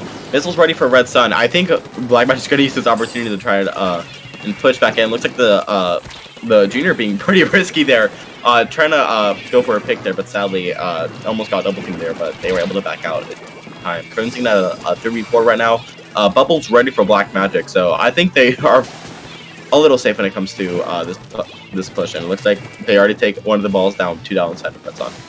Amazing insta-pop bubble, completely stopping Red Sun in their tracks. It's a surprise insta-pop bubble, taking them out, completely denying them with a super clam, and forcing the rest of Red Sun to go back into their base and come off of respawn. Black Magic taking this to their advantage, taking mid, grabbing the clams whilst they're at it, and really just outpainting Red Sun perfectly. Just really, Black Magic is playing off of outpainting Red Sun. Yes, currently it looks like there's already one down on the side of Black Magic. Red Sun really going in for this push. They only have 20 points with only a minute left. They don't have that much far, so they really have to try to get it in as soon as possible. Considering at a 4v3 right now, they only need about 2 clams, I think, to take the lead here. Beam going down, that's considering at a 2v1 actually, with the VDS being the only one up. Black Magic will probably use this opportunity to get painted mid and then try to go for another score. With 43 seconds left on that clock, Red Sun really needs to make a push, especially to counteract the fact that Team Black Magic just scored 2 super clams in. Though Red Sun completely wiped Black Magic, if they pick up that pity on the way back, they might be able to score both of them and take the lead back from back from Black Magic and take this in their advantage. With 19 seconds left on the clock, they're getting their specials up, having their Inkjet and armor ready with enough clams to really KO this match. With 10 seconds, they are really desperately looking for that opening. Missiles coming out, denying them. Bubbles are getting ready on the side of Black Magic. 2 go down on the side of Black Magic. Though two go down on the side of Red Sun. This is the push that they are looking for, but they don't have the ability to do it. Gonna be getting one of the super clams in, going for the second one, and they are gonna be taking the lead in overtime, completely flipping this match on its head, giving Red Sun their second point of tonight. An amazing job from Red Sun, completely flipping the tides right at the end of the match, right in overtime, especially when they went 2 down. Amazing job from Red Sun. They were completely outpainted for most of the match and were struggling to find their footing, especially with the fact most of their footing was in the enemy's ink, and they just did an amazing job at just coming back and doing outstanding positional advantage and just rushing those clams in and getting that basket open. Coming up next, we have what might be the last match for today on Rainmaker Surgeon Shipyard. A very interesting map and a very interesting Rainmaker map. It's one of the few maps and modes that you can almost instant KO with if you wipe off the start of a push. Yeah, it has a lot of opportunities to try and push in here. It's a really interesting map, as you said before. It's a lot like the tower control map we played a bit earlier, which leads to very open maps and a lot of close range weapons to be played, especially something like a try or a bucket. Along with that, it also allows for very far backline weapons or a lot further midline weapons, something like a jet or a crapid, or maybe, if you're feeling a bit spicy, maybe a Rapid Blaster Pro. I think a Rapid Blaster Pro would actually be a really interesting pick, and I would love this.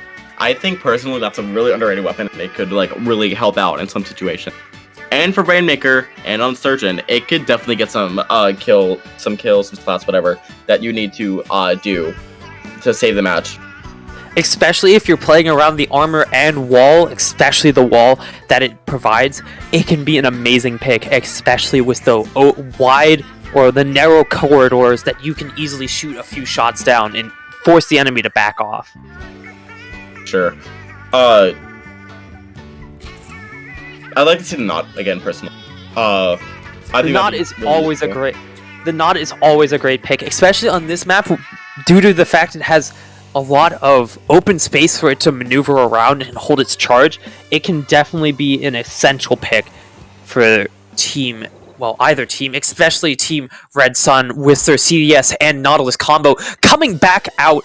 A very similar comp from both sides, relying heavily on that K-Shot and Junior on the side of Black Magic, but this time they switched one of the other K-Shots off to that T-Tech, along with also adding that 52 Gal, adding a lot more aggressive play to their side. Yes, the VDS setting up for a CDS now. Currently sitting at a 3v4. Black Magic getting in some early points right now. Looks like they may not be going through Sponge, but I believe it's one of the shots currently is, or the K-Gal. Actually kind of distracting the Red Sun right now to try to get some more points. And it looks like that will be the end of that push, that there is only 3 down on the side of Black Magic, leaving some room for Red Sun to try and push up here, as it is only the K-Gal. The Rainmaker being picked up back by Red Sun, who are going on spinner right now, currently deciding whether or not it's a good idea to take the jump, though they took the jump just a tad bit too early and jumped directly into a well-placed bomb. Black Magic coming back in, finding the pick on that knot, and allowing them to pick up that Rainmaker, or at least take advantage on where that Rainmaker is, stopping completely the push of Red Sun. Yeah, right now everyone's up. Never mind, I say that, and then there's a trade that happens. But it's clinching at a 3v3 right now. We have a Storm ready on the side of Red Sun. It's more just who's going to get the first pick and who's going to get more points on the side of either side. It looks like that the first pick will be going on the side of Red Sun with 2-3 down on the side of Black Magic. So right now they got to get some pain and got to get some points, and they can easily take the lead here. Red Sun picking up the Rainmaker, trying to take the jump, gonna be going down to a very nice volley of ink from Black Magic, allowing the rest of their team to come back in, though the CDS surprising both the T-Tech and the K-Shot, who is going to be trading out that T-Tech and the K-Shot and forcing the T-Tech into a different position than not. T-Tech finding an amazing pick on the Nautilus with an easy direct right there, as they are gonna be resetting that Rainmaker and forcing Red Sun to go back into their base and play more defensively. Yeah, Latte right now getting a pick on the CDS right now, just going on the right side to try and catch some people off guard on the side of Red Sun and distract them, taking someone down with their suction, and the K-Shot trying to go back, but sadly does not, giving an opportunity for Black Man to finally get some wins in, with 2 down on the side of Red Sun. Rainmaker just running it, bringing it all the way to 12, an amazing push, especially on Surgeon, which is going to leave Team Red Sun in a bit of a weird spot, as they have to bring it effectively to a KO, or at least to the pedestal, to even take a lead off of Black Magic. With 2 minutes left on the clock, it is a possibility, but that possibility is looking slimmer and slimmer. Yeah, the Knob right now over on the left side here, just trying to provide pressure on the Rainmaker, trying to provide pressure and pain on for anyone. Latte right now just going over on the left side, kind of switching between the 2 sides, using their missiles. Currently going to the right side to try and protect, because that is a really common place to go for the Rainmaker. Currently sitting at a 4v3 right now, and on both teams' favors. Black Magic going 3 down was the entirety of Red Sun. The Junior Nautilus calling out the fact that the Junior jump, using this to their advantage, taking up the left side. Bombs are being thrown to stop them from moving. Nautilus gonna be taking a nice dip into the void, as 2 go down on the side of Red Sun. CDS battling 2 people on the bottom area, gonna be going down, as it is just 1 remaining on Red Sun in the middle. Yeah, currently we're sitting at a 4v4 right now. Black Magic really just has to not necessarily keep it back, because that could also be something that they don't really, that can lead to something that isn't really good for them, but just try to stay back, not really do anything too risky, because if they just play a defense for the next 45 seconds, then that's going to be a good game save there to try and keep it from flipping over to Red Sun's favor. Black Magic doing an amazing job at just stalling out, as they do find the pick on the NZAP. Getting a bit aggressive, might be trying to go for a push here to further their lead, or maybe go for a late game KO, as they back off a tad bit, holding back into mid with 23 seconds left on the clock. They are going to be picked. The Rainmaker is going to be picked off by Red Sun, allowing them to take another push, another crack at it. With 15 seconds left on the clock, they need 1 push, and they need to make that 1 push great. Yeah, currently we're only sitting at a 3v3 right now, pretty even. They just have to get mid, get some picks, and then that is going to lead to a push that they're going to have to need, as we are approaching into overtime with not too far progress already made. So that bomb cutting off the Rainmaker already. It looks like that Red Sun really needs to try to hurry this up, even if it's going to be really risky, because even if there's a risk that it may not work, it still has a chance of working. The K-Shot getting a bit aggressive, going down. The Rainmaker is going to be getting it sent off the edge by their own shot.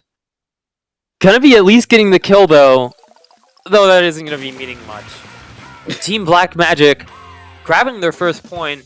We might see reverse sweep, especially if we're going on to our next match. Next match. Words, they hurt. One of the 2, which will be on Splatoon's Wahoo World. This next game will be on Splatoon's Wahoo World. I think, personally, already gonna be seeing some kind of long-range weapon. Wahoo, really wide open map. Pretty big map, too. It's gonna be... We're gonna see some kind of long-range weapon. Whether I don't know if they will personally pick it out, but something that comes to mind immediately: 4K scope, Hydra. Although we haven't really been seeing much of those from both sides, so I think personally the most will probably get. But like, it won't be anything too open or too big wrestling time that will keep it pretty normal if they have to get close to each other. But we definitely will be seeing. I feel like we're gonna be seeing a Junior again. We've seen it being reported before on both sides, so I think that'll be seen again, because flat zones, you need paint for it. It'd just be an important asset, because it's one of the best paint weapons we have right now in the game, because it also has armor too, and you know how armor is. Definitely. It would be very interesting to see if one of them picks up a tent, because a tent is very great at well, on this map, especially on the zones. Also, Wahoo World being the only circle zone in the map, well, in this game, really. And honestly, circles infinitely times better than squares. I mean, especially for this, because I mean, it does lead to some kind of funny things. If you have a bomb, if you have a Booyah bomb, and then you some splat bombs with that too, it probably will be that'll definitely and to at least the neutralization of the zone, depending on if the pink or not. We'll be seeing a brush again. That is something that is very nice to have on Wahoo because of the pathways and stuff that you can take with it, and how much area the brush, the umbrella takes whenever the canopy detaches. Definitely, especially with the umbrella just being able to really take the zone, like half the zone for free, and if they position it correctly, can easily just contest it by just sending it out. Especially if they follow it up with a curling bomb rush, which is what they are doing right now. Gonna be flipping the zone almost single-handedly, as that allows the rest of their team to push up and try and get underneath their flat and, well, really just get them out of there. A well-placed Booyah Bomb is going to be forcing the NZAP almost into a death scenario and forcing them to jump out as the rest of the team Red Sun is coming off a spawn. Yeah, that's already one on the side of Red Sun. Black Magic taking the lead right now, just trying to get paint on for their specials, trying to make sure that Red Sun does not get any air to breathe. But as I say that, I believe that this K-God say revenge from putting that splash ball down as they fell down to it. But yeah, that is Red Sun taking a zone once again, closing that as 3. 2 go down on the side of Black Magic as Red Sun is using this to their advantage, grabbing, not taking too much position as they do know that there are enemies lurking around any corner, getting their specials ready, having that armor ready, immensely good play right here. 2 go down from a well-placed bomb and a well-placed, well, person. Gonna be going into Inkjet as zone will be switched into Black Magic's favor with them ticking away at that penalty and Red Sun coming off a spawn. Yeah, I mean, there isn't too much of a lead that Black Magic has right now, so really, they just have to try to get specials in, because, I mean, I'm pretty sure they all have their specials ready. Red Sun does, so it looks like they will be taking advantage of that right now as Black Magic got done with their penalty and is furthering their lead even more. Inkjet and Curling Rush come out, though the Curling Rush is going to be cut short as Team Black Magic is popping armor, getting aggressive, going to be taking out the CDS and looking for that nod as the nod is forced to back completely off. Time is ticking away for Red Sun with less than 17 seconds left for them to go. 10 points remaining. They need to get extremely aggressive, but a bit too late for that aggressiveness as the game is going to go to Black Magic. Yes, that was a little too late from the side of Red Sun, but at the same time, I think Red Sun really had the ability to try and push back in there if they were just a few seconds earlier. Throughout that whole game, Red Sun was really using their specials to their advantage, so I think that for the next game, it'll definitely be a Game 5, and it'll be quite something that keeps you on your toes, especially on a map like Tower Control Inkblot. Tower Control Inkblot is such an interesting map with a very weird layout, with the middle being one of the most claustrophobic parts of the map. Really just allowing the close range weapons to play mid, whilst the long range weapons can play up on their platform. And especially when it gets into pushing to that second checkpoint, it really switches from a frontline Slayer to a midline Slayer's game. For sure. I think personally, I don't believe they'll bring it out again, but I think another tent would be really essential here because of that elbow area. It's near, it's between the first and second checkpoint. That area, I think that's a really crucial area for tents because if you put down your tent on that uninkable, that ramp, that provides a shield for you. If you're behind it, if you're in it, whatever, it'll still provide some good protection. Provides amazing protection and allows you to just take that uninkable for completely free, no cost at all, except for maybe your sanity if someone throws a bomb at the back of it, but that's only if you weren't careful enough. But it's a very interesting map, and really changes up how a lot of people think about tower control, as especially as I stated earlier, when you get to that second checkpoint, the game switches from really close range to a lot more medium range of a game, and really it's going to be interesting to see how the teams play around that. For sure. I mean, Inkplot has always been like a pretty open map, so we'll see what will be happening. But we are loading into our match currently. This is Game 5, probably one of the most important games that you'll see tonight. It looks like that Black Magic really isn't going for that much range. I guess you could really say the K-Gal. But on the other side, Red Sun going for some pretty mid-line weapons like Bamboo Knot. So it's very interesting to see that they decided to switch out that VDS/CDS for a Bamboo. Going down is the Nautilus, allowing Black Magic to make an amazing push, grabbing that armor, early armor, finding the pick on the NZEP on the side of Red Sun. Black Magic doing an amazing job to open up this game, really open this, starting wide open, trying to find another pick on someone from Red Sun. Missiles coming out, gonna be finding the pick on the Bamboo on the side of Red Sun. Black Magic keeping up that aggression, really forcing Red Sun to just sit in their own base as they just get past second checkpoint, a really hard checkpoint, but they still have the third checkpoint ahead of them. that is a delayed, I believe, a double or something on the side of Black Magic, and already getting down to 40 in the first push is going to be a really good part of the match that they already have done, because that second checkpoint is one of the hard checkpoints you will get through in the game. So it'll definitely help them out later on, but we'll see here soon if Red Sun will certainly join them in finishing second checkpoint. As two go down on the side of Black Magic, as a trade also happens on the side of Black Magic, makes 3 down on the side of Black Magic. Red Sun really being aggressive here. Missiles coming out on the tower, forcing the Tower Rider to back off for a second, but that second won't be, well, for a very long, as they are going to be getting past second checkpoint, bringing it all the way to 40, flipping the lead already. Red Sun doing an amazing job, desperately trying to not have them be reverse swept, as 3 go down on the side of Black Magic. Red Sun again continuing to do amazing job. The Tower Rider going down to a well-placed suction bomb, as the next Tower Rider is forced off once again by another well-placed suction bomb. Though 2 go down again on Black Magic. Red Sun just keeping up the aggression and just doing a lot better of a job at spawn camping. Inkjet coming out, using all their specials, bringing the tower back to the third checkpoint, and really just continuously getting the kills and continuously being aggressive.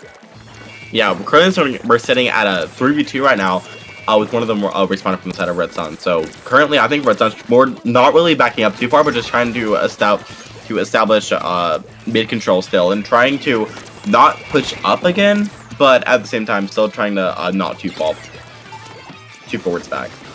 As missiles are going to be coming out from the Bamboo, hitting 3 people, forcing the NZEP to fall off the ledge, and they are going to be finding another pick on the NZEP, though 2 go down on the side of Black Magic. Booyah Bomb being used in a panic situation, going to be almost killing them, but they are going to be finding a pick on that Knot, finding a pit on the Bamboo, finding a pick on the NZEP. Amazing play from the Kenza 52 Gal as they open this game wide open for them to just really push up, get the tower into better positions. Inkjet coming out on the side of Black Magic, not finding another person, but really putting pressure on Red Sun to just back off and let them take positions. Yeah, currently we're sitting at a 4v3 right now in Black Magic's favor. Looks like they're really just getting they're just really getting in their face to try to take lead here, but that is only leaving one. Never mind, that's a delayed wipe on the side of Black Magic, leaving Red Sun just having to try to paint their base and just trying to make sure that it's going to be hard for Black Magic to try to come back in. This game is still anyone's, as it's just down to the checkpoints. Red Sun currently owning mid, but not for long, as one of them goes down to the 52 Gal. The 52 Gal getting a bit too aggressive, going down to the Bamboo, as the T-Tech is right behind them, almost going down to the Bamboo. NZEP going down, I believe, to the Bamboo, as the rest of Team Black Magic is coming back from the spawn, looking for picks, looking for plays. Inkjet coming out, not going to be finding anyone off the first 2 pick, but forcing that Nautilus to completely back off. The Bamboo going to be trading out the K-Shot, which is an amazing trade for Team Red Sun, as Black Magic is continuing to push, continuing to make advances, going to be finding a pick on the NZAP as Black Magic continuously pushes with 30 seconds left on the clock. They really need to make it to that checkpoint and get it past. Inkjet out on the side of Red Sun, but Black Magic is doing an amazing job at spawn camping, pressing the lead, getting an amazing flip with 20 seconds remaining. Red Sun needs to make a push. Red Sun desperately needs to. I mean, they already have a wipe, but that does not mean a guaranteed win already. They have to get parent mid, and then they really have to push up. They don't have that much time. We're actually about to go into overtime right now if they just stay on tower, so they really need to make sure that no one catches them off guard and make sure they have all of their choke points and watch. Within overtime is in effect as Black Magic is currently bombing out that tower, trying to get them off and looking for that one person to just hop off that tower, for one person not to be watching that tower. The person riding the tower goes down as Black Magic is bombing out, doing all they can, looking for that pick. 3 go down on the side of Red Sun, and Black Magic is going to be reverse sweeping this match. Red Sun doing all they can, and unfortunately enough for them, Black Magic casting a spell, and is going to be taking this set. Black Magic, right when they really had to step up, you know, after that little bit of a delay into top cut, they really like woke up after that second game. Wow, we really need to step up and make sure that we take this, and they were able to reverse sweep. So yeah, that was a very good set that we. Very good. Great job to both teams. Amazing job to both teams. Well, for us now, I believe, if I'm correct, that this is me and Reef's time to take our bows, head out. So thank you all so much for watching. Ivan Butters, if you wish to hear more of my moving back and forth voice, getting louder and quieter whenever it feels like, you can catch me live every Sunday at my Twitch at Butterminer1245, where I somewhat do a podcast with a few Splatoon TOs. Whilst we play a game called Dokapon in the back. You guys can also find me over on Twitter at _reef_ for that's 4 E's. But yeah, that will be it for me and Butter for tonight. So yeah, we will see you all very soon with round 2.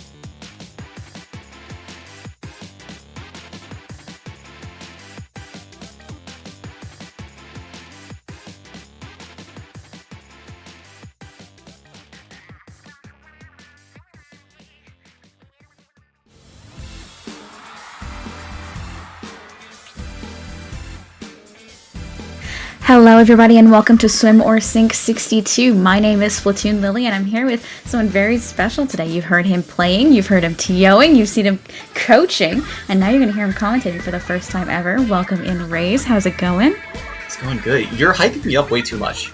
You're hyping me up a lot. Like, set the expectations realistically though. Like, yeah, I'm setting them really high so that everyone can have a really good time with us. we're gonna have a good time. Obviously, we're gonna have a good time, but like, let's, set reasonable expectations. Well, yeah, I mean, I think that my expectations are perfectly reasonable. And speaking of reasonable expectations, we're going to be watching some more Black Magic. I know y'all on stream just saw a great Game 5 set with them. We were off watching on the sidelines and having a great time. So we're going to be seeing that versus Racoon Soup, which is full of some names that I'm sure everyone's heard if they've been around here a time or two. Looking forward to these teams. What do you think, Grace? Yeah, I think it's going to be really good. I think Black Magic coming off the last set is going to be really, really hot. I think they're going to do really, really good. Like, they're going to be feeling the momentum of the last set, and, like, we know Racoon Soup, they've done really well in SAC, they've done well in SOS in the past. I think it's going to be a really good set. Yeah, absolutely. And, like, Black Magic in general is just really fun to watch always, especially Latte and Mocha. Their names, first of all, are hilarious, but also just seeing them together is really fun, so... I'm just pumped. I'm pumped to see more action. And then, it's always a treat to watch Bandit play, a really talented charger, and Henry, a friend of ours, is always really fun to watch. I actually don't really remember Henry's weapon pool anymore. I know they used to play a little bit of a support and aggro, so I'm kind of excited to see what they're pulling out. Yeah. I'm just really interested to see how Black Magic is going to do into the Charger, because like in the last set, it was like quad shooter versus Bamboo and Nautilus, and I think there's a lot of fun there where teams are going to have to get really aggressive, but they also need to take deep breaths and try to slow everything down a little bit so they don't mess up a bunch and just keep solid control over the game. Especially going into Clan Blitz Mako Mart, which is beginning now, a very close range map with a lot of really tight quarters to have to navigate. So up against a charger, it limits your scope quite a bit. But we'll have to see how they handle that. I see Henry loading in on the T-Tac, a Naughty for Soup. And aside from that, pretty much the same stuff we saw before on Black Magic. Yeah. What I really want to see Black Magic do is they need to get really aggressive, really up in the face of the charger and make sure that it doesn't get a lot of bomb rushes off and that it can't hit a lot of shots, but like the fluidity of the Black Magic comp, they just need to make sure they don't get lost in it. Yeah, we're seeing some beautiful picks coming out now from Racoon Soup, already 2 down on the side of Black Magic, taking advantage of that first momentum and already 18 clams on board. We'll see if they can get an open here. They're going to have to stall for a little bit as the players of Black Magic come back on into mid. Slay here having a bit of an issue taking on some of the players on left side and unfortunately going down with that clam, but 2 down again for Black Magic. Yeah. So, like, what we're seeing here, like, I'm really surprised Racoon Soup is coming out so strong against a comp that is just completely out-turfing them. Like, they don't really have any control, but they're still doing a really, really good job at just making sure that they're not getting washed away, and it's really, really nice to watch. Yeah, and Commentators Curse coming out a little bit there. We see 2 going down, but there is 3 down on the side of Black Magic. So if they're going to get a push in now, they're going to have to do it soon before the members start coming back in. 2 footballs up, 1 going down before they can get too close. And armor out might help this push along, but all the members of Black Magic are back on up and coming into mid very quickly. And 2 going down just as quickly. Do you think they're going to be able to get a push in with this one? Or do you think those footballs are just going to die? I think if we walk forward with a suction rush, it was super, super possible, and they also have really good control now. Kind of the thing I'm waiting on is seeing whether the frontliners will actually take the space so Bandit feels safe putting this power clam in. Like, we're sitting in a really awkward spot where we have the power, we have the space, but we don't feel safe walking up. So if I'm Bandit, I'm trying to pass this clam off to one of my frontliners so we can actually get this basket open, and I can go back for more clams. Yeah, that's most of the challenge here I'm seeing too, is they're just not getting that room to move forward. Even right now, they have 3 down. Realistically, they should be moving up, but instead they're continuing to skirmish. What I'd really love to see is them, move up a little bit with this rush and open that basket up. They're 2 down again. I feel like we've been in a state of 2 down for most of this game, and we're finally going to see an open. Yeah. Now we need to worry about extending this push. Like we see clams in mid, back left under the scoreboard. There's some on snipe. Like Racoon Soup, as long as we can just keep these trickling in, we're gonna look fantastic. Beautiful snipe there from Bandit, taking out a member coming in, and all that's left up on the side of Black Magic is a junior. Another football game, and 7 more clams. Won't quite pull this through, but will get us close enough if they can keep this push going. But it looks like 3 down on the side of Racoon Soup is going to lead to Bandit packing right on up and staying alive. Yeah. Something I also just looked at is looking at the scoreboard. Racoon Soup has so many frags. Like, the T-Tech and the Nautilus are really, really popping off here. They're really controlling this game really, really well. Making sure that Black Magic can't just do whatever they want. And Bandit here hitting fantastic snipes to help solidify that control of the game. Yeah, that's one of the upsides to having a bunch of really good, strong skirmish and frontline weapons is you just lock down things really tight on a map like this. 2 down yet again for Black Magic. It feels like the call of the day. But if you were Black Magic, what do you think they need to do here to get control and get something moving? If I'm Black Magic, I'm looking towards the Kensa 52 to get a really good Booyah Bomb off. Use that Booyah Bomb to take space here, and then we can walk in with the rest of our weapons. Once we're into the middle of the map, we can start playing around angles that won't let that charger hit us, and start isolating more 1v1s. Unfortunately, Black Magic going for a little bit of a clam jump there, not quite panning out the way they were hoping, and a minute left in this game. Their members are all back up for now, but the members of Racoon Soup have a lot of paint control and a lot of turf covered, and are pushing up with so many specials. This might be a knockout on this push. Yeah, the special usage here is fantastic, making sure that Black Magic can't actually contest under basket, and just clearing the way for everyone to sit on stack and just trickle clams in. But we need to put clams in. Yeah, it looked like a bit there. We saw a little bit of a feeding. People were panicking a little bit, and I don't blame them. Racoon Soup had a lot of control and a lot of clams to be able to knock that out. So a really, really strong game from Racoon Soup. I feel like if I kind of want to study that, like take that back to Cherry after this and be like, okay, let's watch this game back and look at how good Racoon Soup did, because that was like textbook amazing clam play. Mm-hmm. Yeah. I think if I'm Black Magic right now, I'm trying to figure out how I can slow this game down and just restrain Enry a little bit. Because Enry on the scoreboard had an 18 KA. Like, realistically, it was Enry's world and we're just living in it. Okay, but how do you restrain Enry, though? See, and that's the question. Like, my default as a player, as a coach, as an analyst, is always turf. Turf more. Paint as much as you can, and that way the frontliner can't just run around. Then once the frontliner can't run around, you can actually take more intelligent fights against them. That's what I would be trying to do, excuse me. Yeah, something else you could also try to do is play more range. Get a 52 gal of your own, get a K-Pro even. Something that can space that fight out a little bit and can also contest the longer range weapons of Racoon Soup. Yeah, it makes sense. I mean, and I'm sure Black Magic could go either way. The comp that they were running was prime for paint control if they could just take it. And then I'm sure there's someone on their team who can play a slightly longer range weapon. That's usually pretty par for the course in teams nowadays. So I wouldn't be surprised if they pull something out a little bit longer range, especially having to deal with things like Nautilus. You know, you might want something a little bit more long range than what they had. But I guess, yeah, that's a good option. But on Rainmaker Black Belly, do you think we're going to see a Ray on each side? I think that's par for the course. Yeah. I don't see a reason why you wouldn't, actually, because Ray is just so strong here, especially in Rainmaker. We could see double missile. Double missile also be here to clear top right side on that push, that high ground that's really, really hard to get to. We're probably also going to see Inkjets used like that. So, like, the Nautilus is probably going to come back out to help control top right. But I think we're in for some custom jets and some Nautilus and Zaps. Yeah, I mean, nowadays in competitive, it seems like missiles are starting to take a little bit more priority over Ray. But I still wouldn't be surprised if we saw Ray on each side, just because that's what people do on Rainmaker here, you know? Mm-hmm. But I'm kind of hoping for no Ray, just to make things spicy. No Ray would be really cool. Oh! Kensa Charger and a V-Roller? And an orange zap? Hello? Alright, things are getting spicy.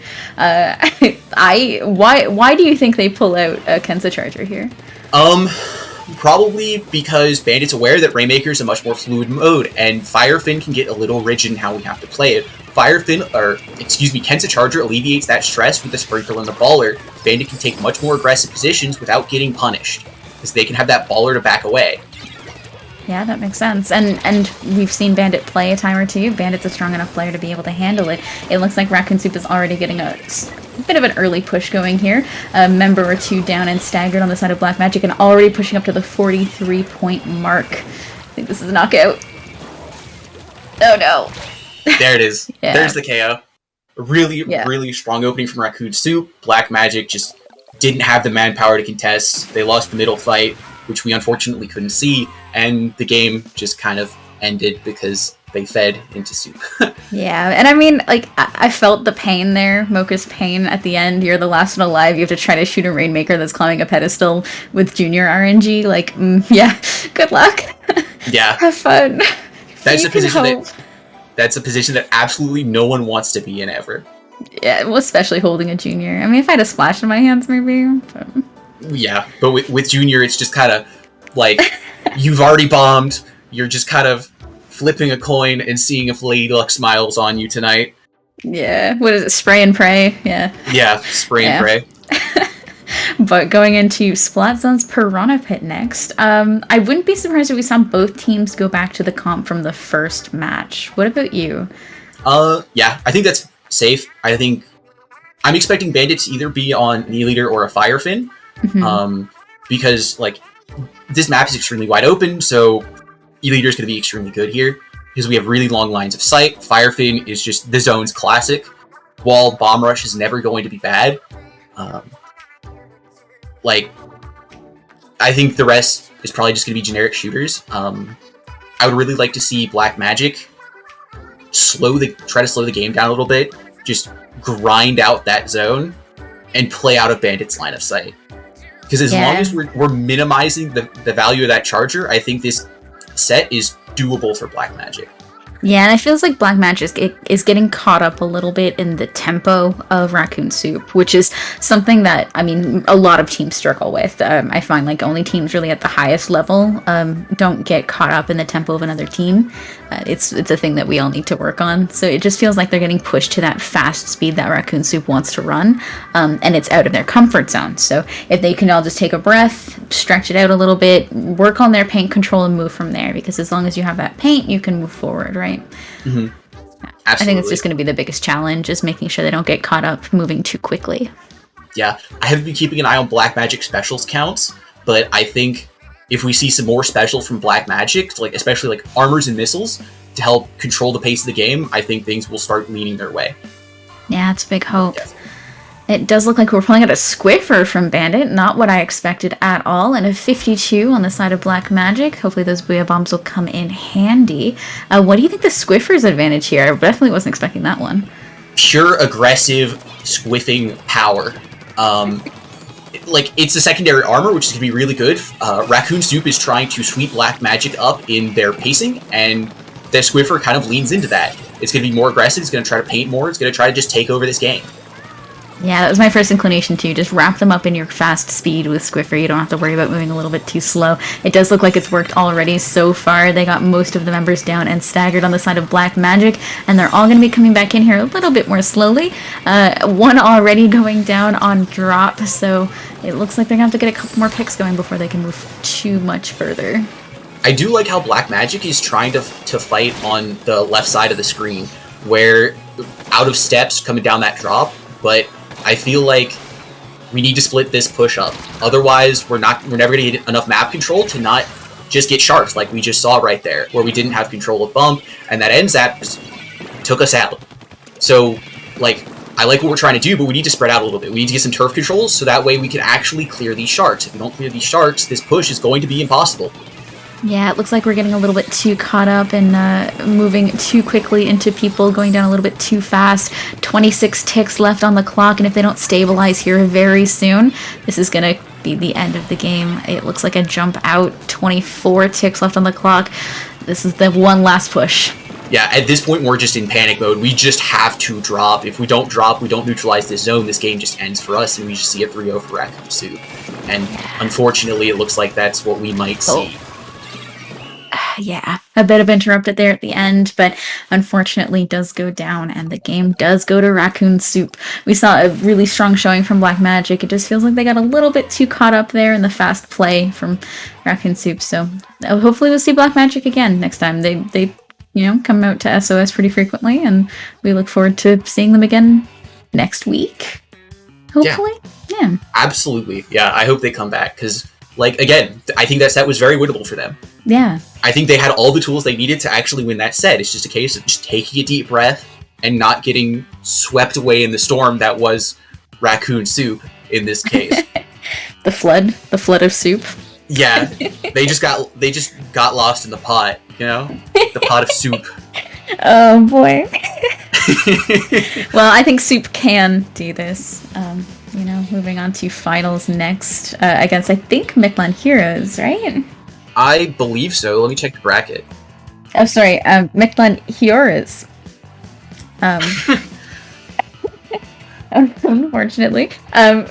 But as far as I know, Mictlan's been waiting for a little bit, so maybe they all went, to stretch it out, and maybe they're cold now. Maybe they're not as warmed up, and coming off of this set, Raccoon Soup, feeling good, feeling powerful, going right into a set with Mictlan Heroes on Rainmaker Muscle Forge of all places. I don't know. It's an interesting match. I think this next game is probably gonna dictate the momentum for the set, right? Yeah, what this first game's going to show us is how Mictlan Heroes is actually feeling. Because, like you said, Mictlan played their last match really, really early, so it's very possible they've just been sitting in VC, just chilling, and now their hands are cold, and that's something that, as a competitor, you absolutely don't want. It's so tough going into, a final set with cold hands. That's why you gotta sit on your hands. It's really important. Yeah, I mean, personally, I prefer some hand warmers, rubbing them together, but sitting on them, absolutely. But rubbing them together makes you look like a weirdo. Nuh-uh. You look like a villain or something, rubbing your hands together, like you're gonna steal all those puppies. Well, okay, they're puppies. Who wouldn't want them? Come on, they're cute, they're adorable. Sure. But you're trying to steal these games away from the other team, so what's wrong with looking like the villain? I suppose, yeah. Are the games the puppies in this metaphor? Yes, yeah, Okay. The games are the puppies. Excellent. Got a little bit lost in the metaphor there, but we're back. It's fine. It's fine. Yeah, But I mean, on the other side, Mictlan Heroes is a really good, strong team. They know each other really well. They've been around the block at least once, probably more than once. I would say quite a few more times than once, actually. Well, listen, I can only count so high. Alright, fair enough. You can only throw so many bombs to the junior before you just lose count. Yeah, I've stopped trying. And on the other side, we have Raccoon Soup. I mean, I feel like they're just a pickup now. I'm pretty sure they're still just a pickup. But at this point, they've been playing consistently enough together that they might as well be a team. Yeah, Right. I mean, you lose the name Raccoon Soup for a different name, and you get an actual logo, and yeah, I would call Raccoon Soup a team. They played in SAC recently together for the entire time. They've been playing in a bunch of these SOSs, so yeah, I think Raccoon Soup is pretty close to being a team if they just wanted to just kind of say, hey, we're a team now. I can't believe you just insulted their beautiful logo. Oh, Look at his face. Look at him. He's making soup. True. The raccoon do be making soup, but I don't know. Ratatouille, but with a raccoon. Ratatouille. Raccoon. Okay, sure. We'll get there. Yeah, eventually we'll come up with just the best name possible for that. At Pixar /Disney. I have a new movie for you. Hit me up. It's gonna be great. Am I gonna get some of that consulting money, or are you just gonna take that one for yourself? I don't know, I'll tip you on Metafy or something. Okay, sure, that works. You know what? That works. Yeah. Do you want to talk about this map list at all? These 7 maps here for the Throwdown finals? I guess. If we have to talk about the game, I guess. I know, it sucks. It's a little bit of a wet towel, but people are here for Splatoon. I mean, so far what I'm seeing are a lot of maps that favor momentum. There's a lot of close quarters things in here, not a whole lot of things that are going to be too far spread out. I feel like so far what I'm seeing is going to favor Raccoon Soup if they play like they just did. Yeah, no, I agree. Especially like, Rainmaker, Muscle Forge, Starfish, Tower are going to be very momentum based. Like Rainmaker, Muscle Forge, if you break in on that left side to that choke, your game just got so much harder for the defending team. And I think Racoon Soup, who can just slay through that a push, can just slog through it, absolutely have firepower to do that. And like Starfish, if you get snipe control when you're pushing, your push just got a lot easier. Now you've isolated everything to a single side of the map. Yeah, absolutely. And TC Sturgeon, also just really momentum based. Like, you break that first checkpoint, if you can keep that rolling through second, you can pretty much hold the game through there, right? Like, it's really going to come down to who can get those really strong picks and keep things moving. Now, that said, Mictlan Heroes is also a really strong team. They're also a fairly fast playing team. They can be really annoying with how powerful they are. Now, that being said, these are swingy maps, so there is still a lot of potential for us to see like 10, 20-point pushes that can just be instantly swung back. That is absolutely in the cards for this final set. So, Kraken, can you check your script real quick and let us know if this is going to a Game 7? Because that's my bet, right? I have $5 on this, right? So you want to get in? No, I'll pass. I'll pass for now. I don't know. I have $5 on this. We're going to go to Game 7. It's going to be really exciting, especially, you know, we're going into grand finals of SOS 62 here with Racoon Soup and Mictlan Heroes. So I think no matter what, it's going to be fun to watch. If it's going to go the way I hope it's going to go, these are going to be games to study, you know? Racoon Soup had a really strong showing last set. Well, see if they can bring it up this time, too. Yeah. Like I said, places to watch, Snipe, and the left side as the defender. Yeah, for sure. As long as you control those two spots, we'll be fine, and we'll see a good game of just people running at each other. I'm really interested to see what Bandit runs here, though, because I know a lot of Charger players that I know don't like playing Chargers here. A lot of backlines I know don't like playing backline here, so I'm really interested to see if Bandit like maybe pulls out the Squiffer again or swings more long range and hits up the E-Leader, because E-Leader's pretty okay here. Yeah, I think we're probably going to see a Squiffer if I had to choose something. Again, the fluidity of the Squiffer is really good for Rainmaker, and it's also good on this map because we don't need as much range. Oh, seeing Bandit switch off the coveted Sniper onto a Jet Squelcher. Very interesting. I guess I'm not horribly surprised, but, you know, we're seeing some really fast-paced comps, and yeah, we'll see how this pans out. Yeah, I could have some hope, or I could have had some hope for that Charger, but unfortunately, it just wasn't in the cards. Right now, we're just in neutral. Like, we're just feeling out the other team, trying to figure out what specials we have and we don't. And well, Racoon Soup has won that exchange. Yeah, I was gonna say this is a really slow roll out, but 30 seconds in, we're already starting to push on the side of Racoon Soup, pushing on up to the right-hand side. A player still down and respawning, and a few more going down in the process. 2 down now for Mictlan Heroes. I was narrowly dodging that bomb just there, but we're gonna have to see if we can get a dunk off this really early in this game. Yeah. Racoon Soup did really good on that push. I just wish that some of their other teammates had gotten out in front of that Rainmaker, and I think we could have easily KO'd there. But our teammates kind of hung back, and that put a damper on the push, because the Rainmaker didn't want to walk forward. Yeah, I saw a little bit of hesitation there from Racoon Soup not quite wanting to get as far forward, and Mictlan Heroes already taking back mid. We are only... crazy pick there from Dafter. We're already 3.5 minutes left in this set, and we're getting our counter push going, but that mist is going to put a really big damper here on the right-hand side. Yeah. Mictlan needs to be really careful of Snipe. They need to be really careful of this, because if they don't control that, then Rainmaker's going to get flanked. They're going to have a really hard time. It's like right here, Soup is going to swing this Rainmaker and probably kill them. I cursed it. I caster cursed it. That's all my bad. Unfortunately, though, Soup did back them up just enough for one of their teammates to come in and pick that off.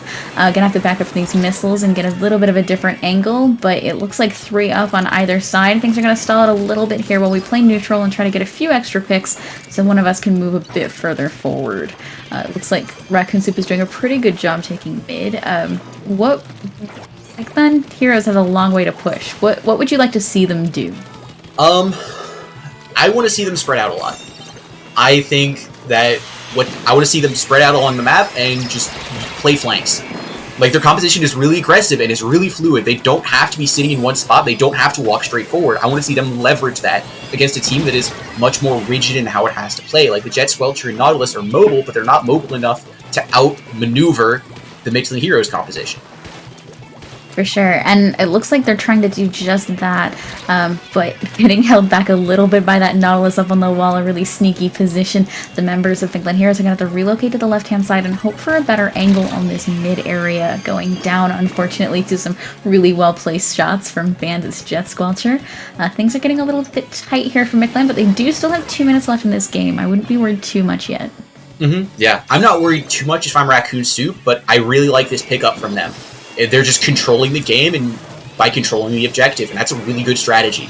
So I think we're going to start seeing them inch forward with this long range, and they're just going to start slowly choking Mictlan Heroes out of this game.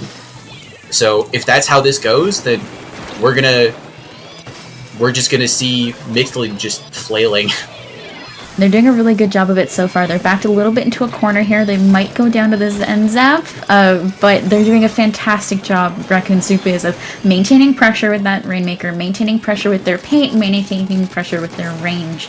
Mictlan Heroes is starting to sweat a little bit. You can see it in the way they're moving and the way they're rushing a little bit, but they're starting to get a little bit of an upper hand in mid at the very least with some specials and some paint. So if they can just take a little bit of a breath here and hold things out, they might get forward. Yeah. So, like, what I want to see them start doing is I want to see them start inching forward with this Rainmaker. Slowly trying to take space, because the Rainmaker is really the only thing that can test the long range of Racoon Soup. So, also, we need to just walk forward. We need, like, with these missiles, when these missiles get popped on us, Mictlan Heroes can 100% just choose to run forward to the other team and just burst through them and make the missiles just not matter. And that's what I really want to see Mictlan do here. I'm loving Lex's play here, though, babysitting that Rainmaker just enough to make sure they stay safe and get up, but that Inkjet putting on so much pressure, unfortunately going to take them down. 2 players down for Mictlan Heroes, and 30 seconds left on the clock, with an amazing amount of pressure and some specials coming out from Racoon Soup. This is not going to be easy with the stagger we just saw, but they're going to have to move a little bit more quickly than they are now if they're going to be able to pick that up in time to keep going. Yeah, honestly, Racoon Soup probably should have just picked up there. If they wanted to just win this game outright, they could have just picked up, pull it back, and just outright won the game. That's not going to be a problem, it seems, but there's just a way we can just instantly lock it out and not have to worry about it. Yeah, unfortunately, Mictlan Heroes couldn't quite get back in time, but what I will say is that we were expecting this to predict the momentum of the rest of the set, because this game and this mode in particular can go really quickly. Now we saw it go to 5 minutes, so if that's any prediction for the rest of the set, I think my Game 7 is looking pretty good. What do you think? Yeah, I think so. Something to point out, though, is Mictlan basically just ran the exact same comp that Black Magic did. So not only is Racoon Soup coming off a close victory, which has their morale really high, but they're facing basically the same thing. Again. Yeah. Like, the players are different, so the stylistically is probably a little bit different, but compositionally they're very similar. So Racoon Soup is probably feeling super, super comfortable. Yeah, absolutely. Especially coming off of that set. I mean, they had some pretty good back and forth, but honestly, Mictlan Heroes didn't really get too far forward with that Rainmaker. If I'm Racoon Soup, I'm not really sweating just yet, you know? Things are pretty par for the course, so. Yeah, nothing has subverted expectations yet. There's nothing to worry about. So Racoon Soup can just take their time. They control the game. They can just do basically whatever they want as long as they know what they're doing. Yeah. Now, I think things are going to change a little bit, you know, as we go on to the next few maps. Mictlan Heroes feeling out how Racoon Soup is playing, might make a few adjustments to get through them. They're experienced players, and they can, you know, pull out some crazy things, I'm sure. They're also very strong, so once you get your hands warmed up again, they have 6 more games, so. They have 3 more games. 6 more games. 6? Okay. Okay. We're going to Game 7. I'm calling it $5. $5 right now. Oh, all right. Whatever you say. So who's gonna take it? Yep. If Mictlan's going to take a game early, it probably has to be Splat Zones. If it's not going to be Splat Zones, where they could just lock the zone down and then just start running around like children at a birthday party, then I don't know how how well they're going to do in the rest of these sets, especially considering the community as a whole really favors zones in terms of scrimming. Yeah, that makes a lot of sense. And I mean, every time I've played against Mictlan Heroes, the amount of paint and the amount of rat they've been able to pull out have just been really powerful. So if they can just carry that on through, I think they should be okay. It does look like we're going to see a small switch up on Mictlan Heroes. We're going to see a Tri-Slosher coming out here. Which is, I mean, I'd love to see it. But not too much change just yet from Racoon Soup. Things looking pretty standard. Though they do switch off that Nautilus. Makes sense. Looks like Mictlan Heroes is opting for a little bit of a slower rollout, but does manage to take the zone up against, and no one gone down yet for either team, really. I like that slower rollout from Mictlan. They know they couldn't win the first fight if they actually just ran into mid, so they slowed down, they took their time, they got some control, and they had a decent first fight. Like, there was, again, a lot of potential for them to just win that first fight, especially with that Tri-Slosher. But the missiles came out, and they had to run around and move, and then the possibilities weren't there for them. Yeah, we're starting to see Mictlan Heroes come back in now, popping some specials and trying to get some movement forward, but is going to get stalled out a little bit with one of their players going down, 2 players going down, and that might mean this push is not going to go much further. They're going to have to respawn really quick and jump on back so that they can try again next time. Yeah. If I'm Mictlan, we need to just pick a side. Because the defense of Racoon Soup appears to be really spread out, which is good most of the time, but this map especially is really, really good for making calls of we're just blitzing in on the left side and flipping zone. And it looks like that's the call they made. And they did a fantastic job here maintaining one side and pulling it off. Lex here in a bit of a firefight with one of the members of Racoon Soup. Might need to back off this before things get too bad, but does manage to pick off one. And Dafter maybe going to clean up this other. You have to watch out for those missiles coming in. All 3 of them in the trench there. But with 3 members on respawn for Racoon Soup, they can at least get some good points on the clock before things get messy again here in a sec. Yep. Mictlan Heroes did a fantastic job on that push. Like I said, they picked a side, they blitzed in, and they got the zone. Now they're feeling a lot better. But if I'm Mictlan Heroes, I have to deal with Bandit. Those missiles are absolutely destroying us, and we need to figure out a way around those. Whether that's turf control or actually just making it so Bandit doesn't have fun playing the video game anymore. But we need to figure out a solution to that missile problem, and we need to figure it out soon. Yeah, they still have 2.5 minutes left to figure it out. They are going to have to push back into zone first, though. Things are getting a little bit messy here. Racoon Soup maintaining control of mid pretty easily with their range and some remarkable sub-spam here I'm seeing coming out. But Mictlan Heroes is back in the same position they were a few seconds ago. They're going to have to pick a side and go in with it. That's a fantastic pick from Dafter right here, and that zone flip is really good. Denying that suction rush was critical. If we didn't deny that suction rush, it would have held zone, and we would have been in a very challenging position. Yeah, normally in that kind of position where they had maintained control of mid and they had most of their players up, I would have wanted to see members of Mictlan Heroes push up a little bit. But considering how this match is going so far, do you think it was wise of them to stay a little bit further back in mid, or did that just push them back into the same position they were just a few minutes ago? What I really want to see Mictlan Heroes do is I want to see them push through the zone. So when they flip zone, I want to see them continue moving through it, because that's the only way that I think they can probably pull this back out. Because this blitz call that they're doing right now works really good for them for actually flipping the zone, but they need to get through it so that the longer range of Racoon Soup can't actually contest the zone anymore. Looks like they're doing a pretty okay job of maintaining mid here. They are going to get a couple down. A beautiful pick there from Cass, moving on through and trying to maintain this zone, but challenging the paint from the Jet is going to be difficult. We're going to see another missile coming out here soon from Racoon Soup, probably just as soon as their teammates are back. And we do need a little bit more paint here and a little bit more control to make sure that they don't go down just like that to a beautiful shot from Bandit. Yeah. Something that I think is going to be critically important is securing this left side. Like, it's where Bandit's been playing the entire game, and Bandit has been, quite frankly, oppressive on this vanilla Jet, which is missile after missile after missile, and Mictlan doesn't have the turf to respond. So if you're Mictlan, I think the solution here is just paint a lot.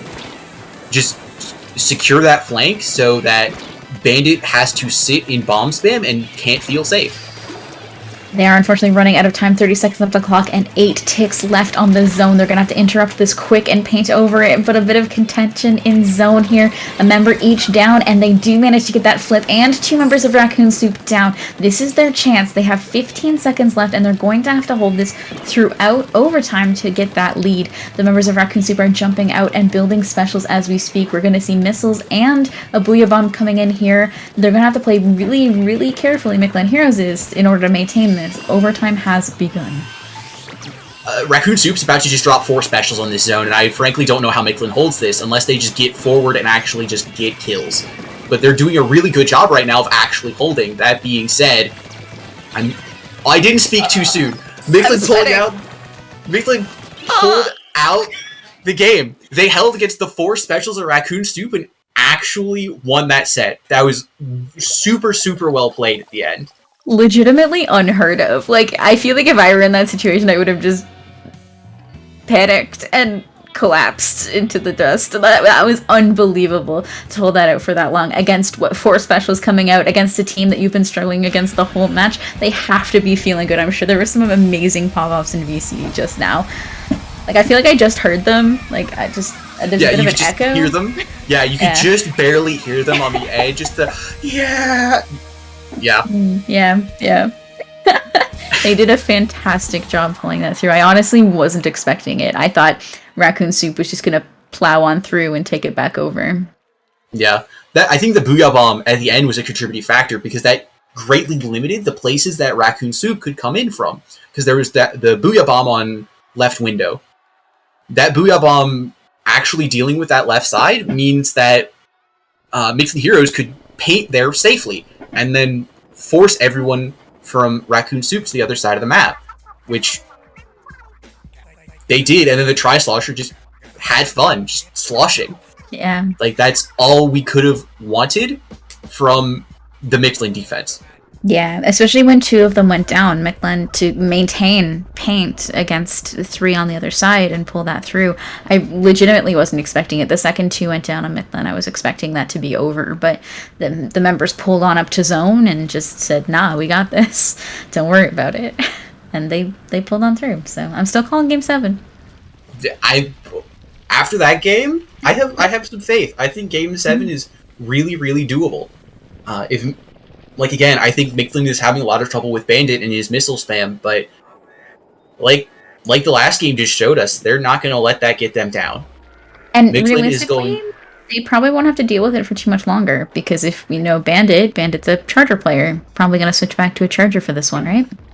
Yeah, probably. Especially on Starfish, I think a Firefin Aurelier is super doable. That being said, he's been having a lot of impact on the Jet, so I think a custom Jet is also in the cards. Like, it wouldn't be as much fun as Charger, but I think if we're looking at winning, Vanilla Jet. Unfortunately, it looks like we're looking at winning, which just kind of makes me sad. You know, I just love seeing Bandit's Charger, but I'll take winning. You know, that's fine. So we're gonna see still those missiles coming out. A Ray. Yeah. So I really like that slow rollout from Mictlan. It's like almost like they hurt us a little bit. They kind of acknowledged the fact that we need turf in order to function. So if we slow down and take that time, we're gonna have a lot better time in this game.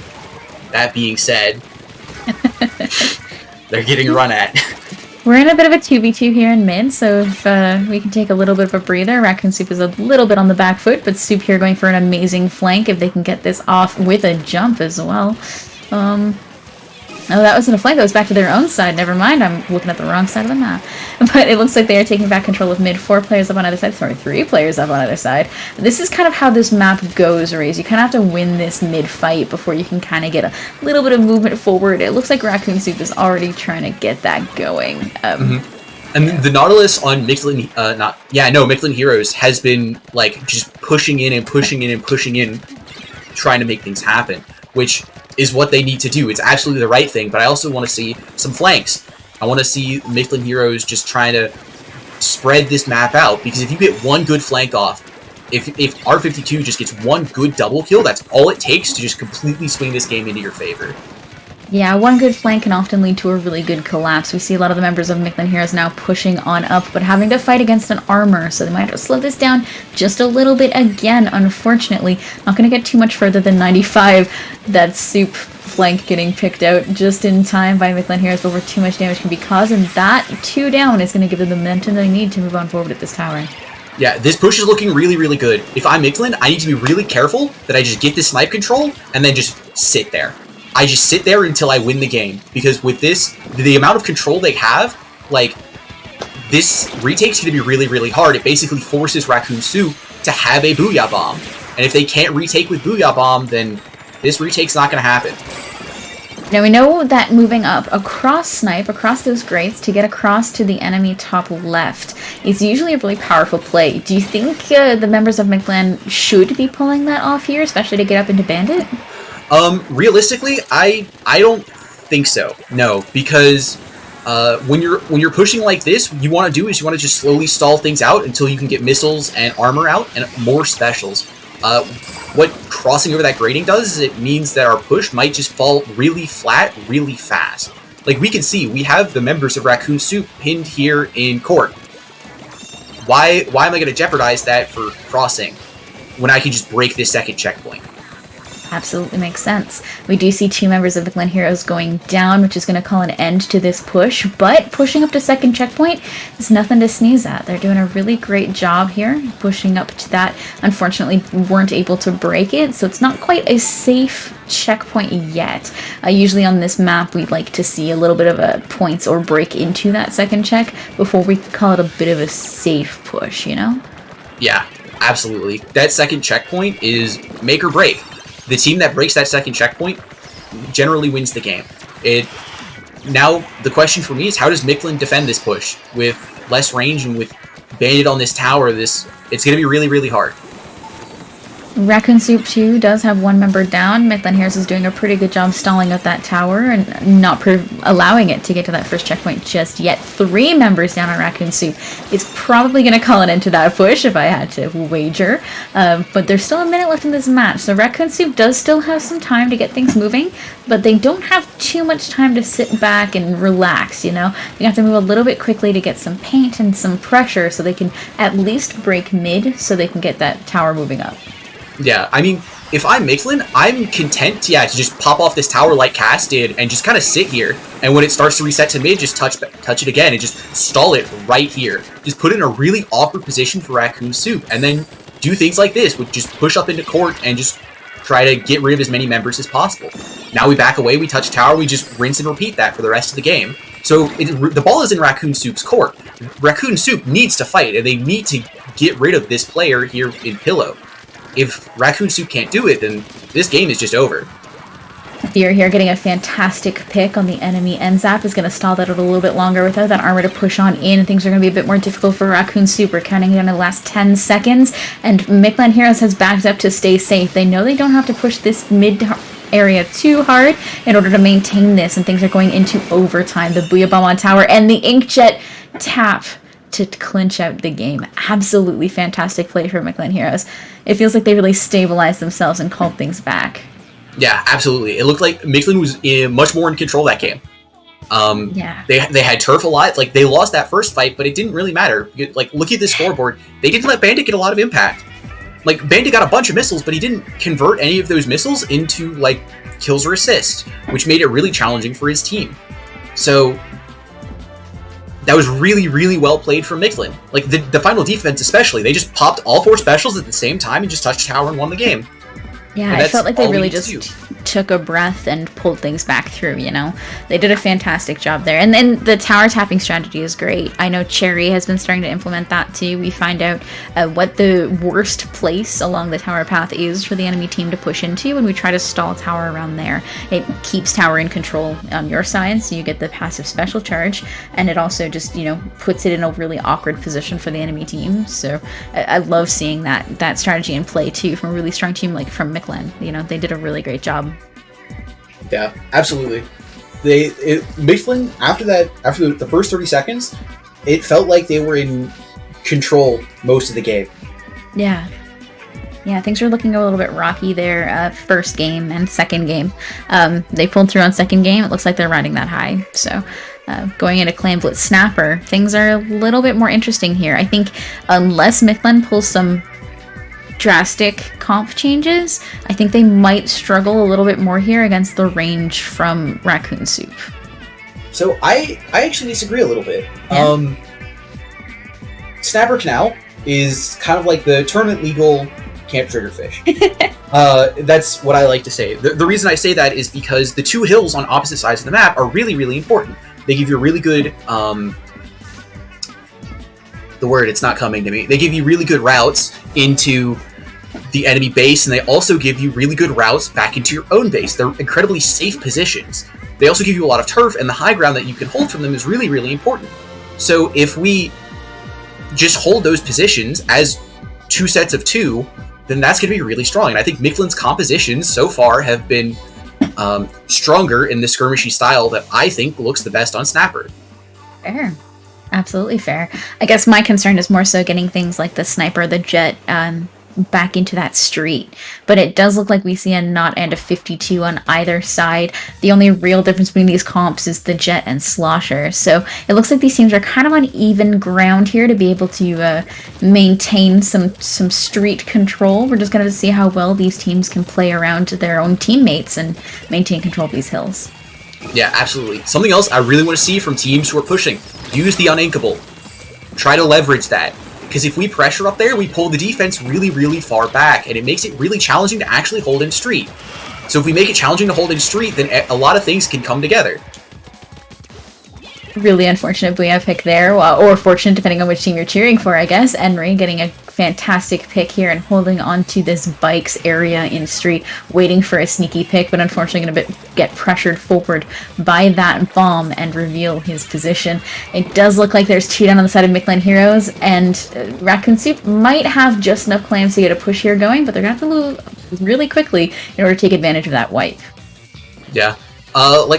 Something I really want to see this Nautilus doing is I want to see this Nautilus going over Uninkable. Like I just said, it's a really strong position, and it clears up a lot of things in street. That being said, they're pushing forward main, and now they have Mist and Wall and Inkjet and range to stall this out. Like, Racoon Soup is in a super strong position as long as they keep the clams flowing. If they keep the clams flowing and they keep the range in street, then they have this game on lock. Unfortunately, it does look like a few too many of them backed up, but they are going to be able to get a couple more in before going down. The last few members of Racoon Soup getting pushed off. But, I mean, minute and a half in, pushed down to 38 on this map. I wouldn't entirely call it safe, but I would call it good. I would call that extremely good. I agree. I don't think it's safe, but it's very strong. Now the ball is in Mictlan's court. How are they going to respond? Because I think Racoon Soup's comp defensively is much better. Like, look at this mist. Who wants to walk through this mist into a splash wall and suction bombs? Nobody does. So, how does Mictlan deal with that? They elected to use the Booyah Bomb, and it worked. A beautiful bomb there from Slay coming out and picking off Cass, and gonna cut that push short a little bit before it gets too far going. There's still 2.5 minutes left in this match, so it's not like things are over just yet, but things definitely just got a little bit more challenging. Beautiful shots from Bandit there, backing on up, and 3 up on the side of Mictlan Heroes, looking to build some specials and get some more clams to try to get this moving again. Lex going for a really sneaky flank. Yes, it didn't work, but that I like the idea. That's the thing I was talking about. If you get a Nautilus up there, Snipe just becomes your domain. That being said, Mictlan has to be really careful to stagger here. Racoon Soup, it can run away with this game again. They've done it once, they'll do it again. We just need to slow the game down if we're Mictlan Heroes. We need to make sure that we don't feed on this defense. Like, Arkansas 52 is really close to Booyah. Let's leverage that. Let's just leverage that Booyah to get street control, and then we can just walk it through. They're doing a great job so far. 2 members down on Racoon Soup, and another one getting pressured here. Enri going down. That means just Bandit is up on the defense. If they're going to be moving, they got to do it now. Already trying to move up with those clams, trying to open this basket, but getting stalled out a little bit by this jet and bombs. It looks like they may have missed their perfect opening, but doesn't mean the push is over just yet. They still have an opportunity if they can leverage this control. No, I think this push is still very doable for Mictlan Heroes. The question is how can they deal with this high ground? Like, that's the thing that stopped them in all of their pushes, is how do we deal with this snipe? And I think, I keep saying it because I think it's critically important. Go on Inkable. At least try to do it. Because, like, this jump push, we got clams in for sure, but it didn't really lead to any extended push, and that's really what we need if we're Mictlan Heroes. We just need to try to dig our heels in and just grind it down. Unfortunately, the last member of Mictlan Heroes going down there, and it is going to be really difficult here to get this control back. There's only 45 seconds left, and they've lost a lot of paint and a lot of clams to Racoon Soup, who knows that they can kind of just sit back and sit pretty. They don't need to push through here. They just need to be comfortable, right? So, yeah, absolutely. I think Racoon Soup has probably just locked this game up. Again, as long as Bandit doesn't die, we just keep putting missiles out. We just keep putting Mist in Street. And we force Mictlan Heroes to commit to one side of the map or the other, and then we can meet them full force with specials. That being said, this push looks very good. Some beautiful squidding there from Kaz. Love to see that junior gameplay. They are going to be able to trade out, but the members of Racoon Soup are doing a great job holding Mictlan Heroes back. They're able to put a few more clams in, but Fear, unfortunately, fighting Street alone means they're going to go down, and Cassie's on the respawn, so that basket is going to close here in overtime.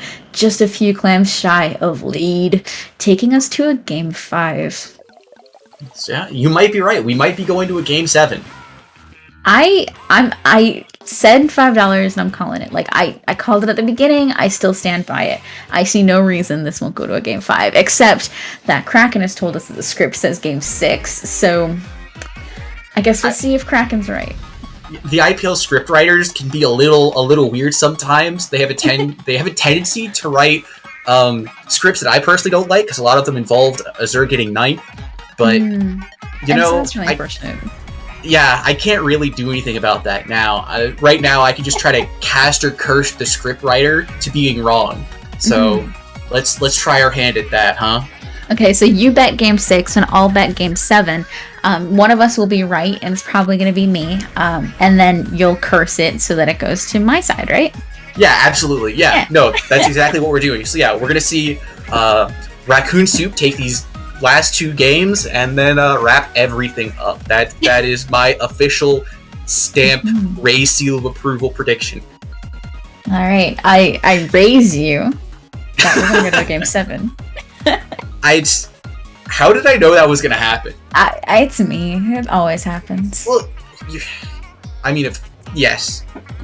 That being said, it's always there. Like, my name is just really punnable. Do you want another pun? Do you want another joke? I have one for you. Go for it. Did you know that humans are born with 4 kidneys? No. When they grow up, 2 of them turn to adult knees. All right. So what else do you have in that book of bad jokes? Oh, off the top of my head, that's hard. That's hard. I'll have to think about it, I think. All right. Well, you're safe for now. I have one. Ooh. One more before the game starts. Did you hear about the cheese factory that exploded? All that was left was debris. All right. That's pretty good. So, let's talk about this game. Dafter on Slosher, I think, is going to have huge impact here. Slosher is extremely good on Meta, especially if we can get that into bunkers. That's definitely a player to keep your eye on, because if Dafter does really good, then we are going to see Mictlan just walk through this game. Yeah, I think that's a really likely situation. We're already seeing some members of Racoon Soup are feeling a little bit hesitant here in mid. They're losing a lot of ground. Now that's, 30 seconds. It's not like they haven't got plenty of time, but I'm really wary to see players playing this slow on this map mode. Yeah, especially against the competition that is as explosive as Mictlan Heroes. Like, we're getting backed into the corner from specials. If Mictlan had one other special to follow that up, it's very easy for Racoon Soup to get wiped in this position.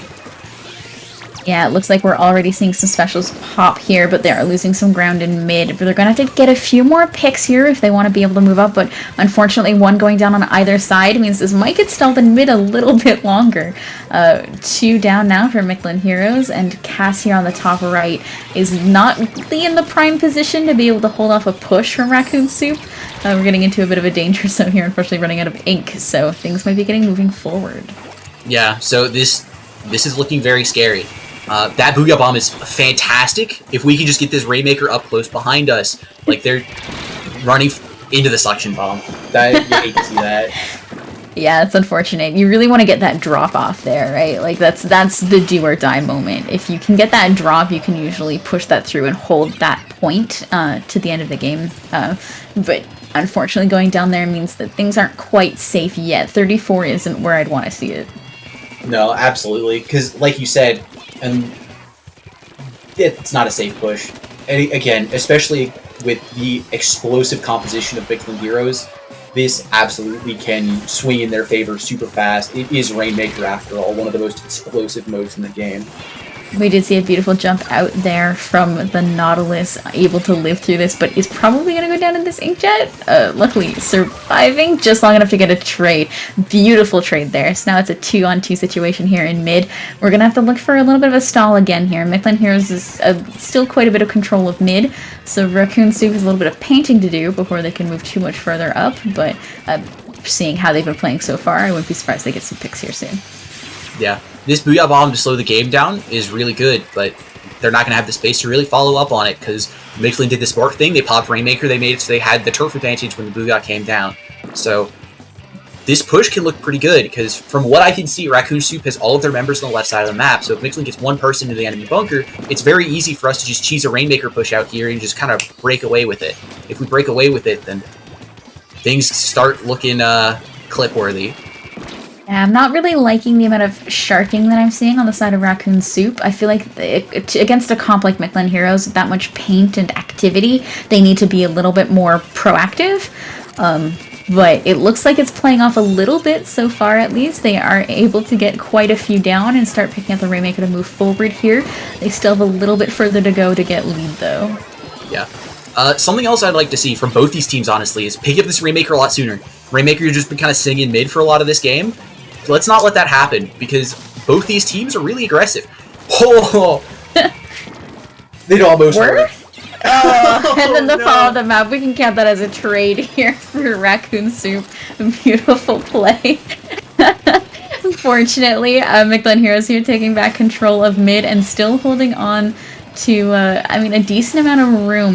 Mictlan Heroes does have quite a ways to go in order to take the lead, so, yeah, this push isn't going to be it, unfortunately, through going down. The last member holding the Rainmaker. Just at this point, you just get as much as you can.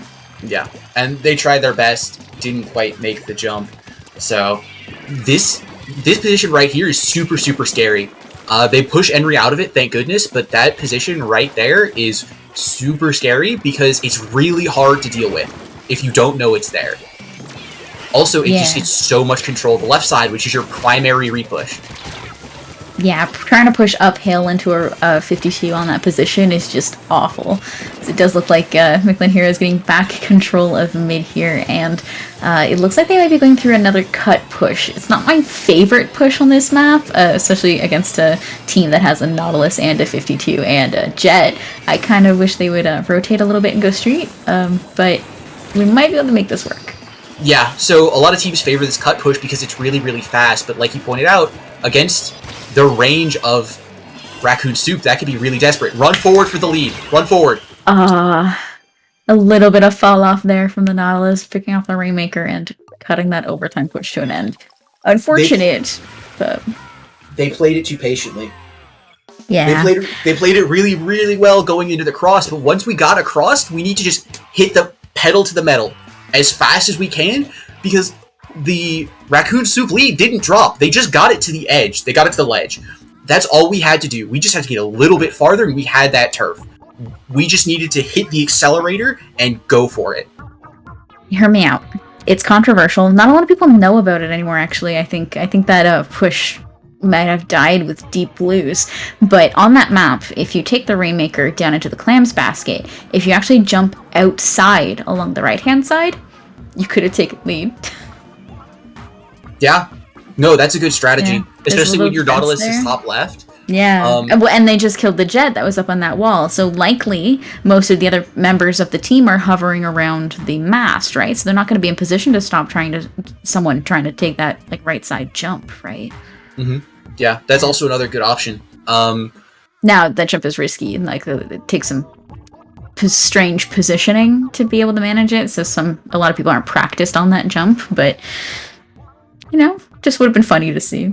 Yeah, no, definitely. It's also a little challenging to set up as the team, because that requires you already have people in the lower part to kind of secure that other side if you want to keep going after that. Yeah, but well, I mean, overtime, at this point, yeah, for overtime with their could be 34. Yeah, so they didn't really have far to go, right? They just could have instantly got it, so might have been worth a try. And then again, like I said, I don't know how many people know about that jump anymore. It's an old play. Right? Don't age us on stream. Listen, a few of us have been here since the dinosaur ages of Splatoon. It happens. Yeah. Moving into our next game on Splat Zone's Ink Blot. Not a whole lot of composition changes, not that I think we're expecting too many of them at this point. I think we're probably going to see these compositions right through to the end, but we're already seeing Mictlan heroes roll out with an astronomical amount of paint. Yeah. This paint for Mictlan is going to serve them very well. It means that they don't actually have to fight people, and that is, in my opinion, one of the keys to a good strategy. As long as I don't have to fight people, I am fine. That Already being said, down. They weren't shabby with the fighting. They fought, they won, now they have control, and now they get to snap their fingers and flip the map, and that's really, really strong. Because now they can just poke with bombs, they can just sit here in zone and just have a great time, not having to fight things. I'm absolutely loving these slow rollouts from Mictlan. They're doing a fantastic job just moving in when it's time and not a moment sooner. They're doing a really good job here holding mid too. Now some specials coming out from Racoon Soup and some returning specials from Mictlan Heroes means that the push in from Soup might get stalled out a little bit here. If they can get this flip, that would be absolutely fantastic. Looks like 3 down for Mictlan Heroes. That defense was looking really good. That Zap was playing super, super smart, playing behind the block, making sure that the Jet couldn't hit them and just holding that zone. That was super good. But they lost the fight on the other side of the map, and Racoon Soup just swept in and tried to just clean it up, and clean it up they did. Mictlan Heroes is sort of running what my team has taken to calling a iron wall strategy, where you build a wall in mid and you say no one gets past that. And they're doing it pretty successfully. They are a very strong team, and they might manage to get this flip off of that booyah. But it looks like there's a few rough patches in their defense that Racoon Soup is managing to slip through. Yeah, so the one thing I will say is Racoon Soup defense, they're playing the wings of the map. They're playing both trees, it looks like to me, in that last push. So if I'm Mictlan Heroes, that means I can just walk in and just snap my fingers, flip the zone, and then pick a side and fight them. And finish that fight before the rest of Racoon Soup has enough time to intervene. So that's the strategy I would like to see Mictlan Heroes do on offense here. We're seeing that a little bit here. The members of Racoon Soup split up, two going a right side and two trying to go straight through. Unfortunately, has backfired and one ending up jumping out. Mictlan Heroes needing to maintain control of the zone for a little bit longer if they want to get that lead. But a well-placed Booyah Bomb and some really good paint from Racoon Soup looks like it might swing it back in their favor. That was a huge pick from Fear. That was absolutely fantastic. That slowed the game down so much. Having that, being able to still control top mid in the middle of that push was absolutely critical. I cannot stress how important that kill was for Mictlan Heroes to maintain control of this zone and to actually secure the lead here. They're doing a fantastic job. They do have lead and only 15 ticks left on the clock. Racoon Soup is going to have to move now if they want to take this back. It looks like we have a few specials popping and some paint trying to come out on zone. A member of Mictlan Heroes going down, 2 going down, and Racoon Soup trying to get this flip, trying to fight against this slosher, and Mictlan Heroes backing off just enough, I think, to allow this flip to happen, which is fine, honestly. They have some room to give. They have a decent penalty on Racoon Soup to allow that flip to happen. Yeah, absolutely. Mictlan heroes can slow this game down. They can take that deep breath. They can give up that zone and say, you know what? You might have won this time. You won the battle. You haven't won the war. Let's go again.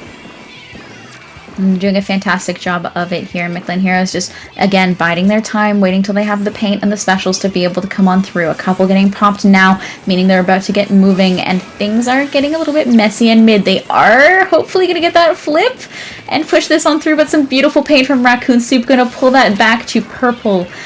We're going to have to see some really strong picks here from Mictlan heroes in those last few ticks if they don't want to lose lead. Things are getting sweaty out here. Team going to Racoon Soup. There it is. There's the set. 6 games. That zone looks like it should have at least gone neutral. It looks so green. Yeah, but the post games, they're deceiving when all of the suction bombs have exploded and all of the inkjet shots have hit the ground. Unfortunately, it just didn't flip. It didn't go neutral. Raze, you were supposed to curse this for me. Because now I lost $5. Hang on, I'm opening Raze's Metafine now. There's no way you're because I actually lost gonna give me $5. No way. Well, I did my best, y'all. I did my best trying to call a game 7, but the script said game 6, and Raze didn't curse us strong enough, so there's only so much I can do with my powers. But they were some really good games. These games were so incredibly back and forth. Like, I still think their games worth studying. We saw some really good adaptation throughout the matches, not in terms of weapons either, just in terms of play style, to go back and forth between these teams, and we saw some fantastic play from either side. Yeah, no, absolutely. Like, again, that last game was super, super doable for Mictlan. It was so close. They just, one person went down at the end of the game, they couldn't get a push together in time, and that was all she wrote. But super, super well done to Racoon Soup. It looked as close as it was. The first set we casted was super convincing, and like, they played extremely well. Yeah, honestly, and like, while I'm a little bit disappointed that it didn't go to a game 7, I'm not disappointed that we got to see these sets. You know, they did a fantastic job throughout. It was great. It was great. I was impressed. Mm-hmm. But yeah, so I guess just thank you everybody for joining us here tonight, for coming out and supporting me while I de-rust, and supporting Raze while he tries out commentary for the first time. What'd you think? Did you like it? It was fun. It was very fast.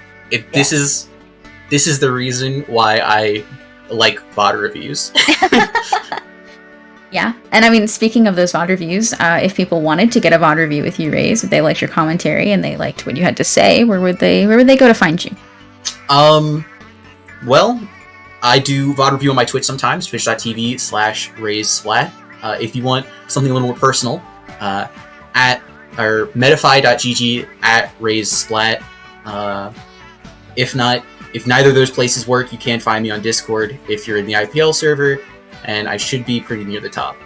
Yeah, and Twitter too. If you want to find Raze on Twitter and see all of his cool opinions about stuff, yeah, feel free to head over there. And if you want to find me, you can find me at Splatoon Lily on Twitter and Twitch. But aside from that, also go out and follow IPL's Twitter and Twitch if you have not already. If you're here and haven't followed IPL, what are you even doing? But aside from that, y'all, we had a great time. Thank you for having us, IPL, and thank you for having us stream. And we'll see you next time.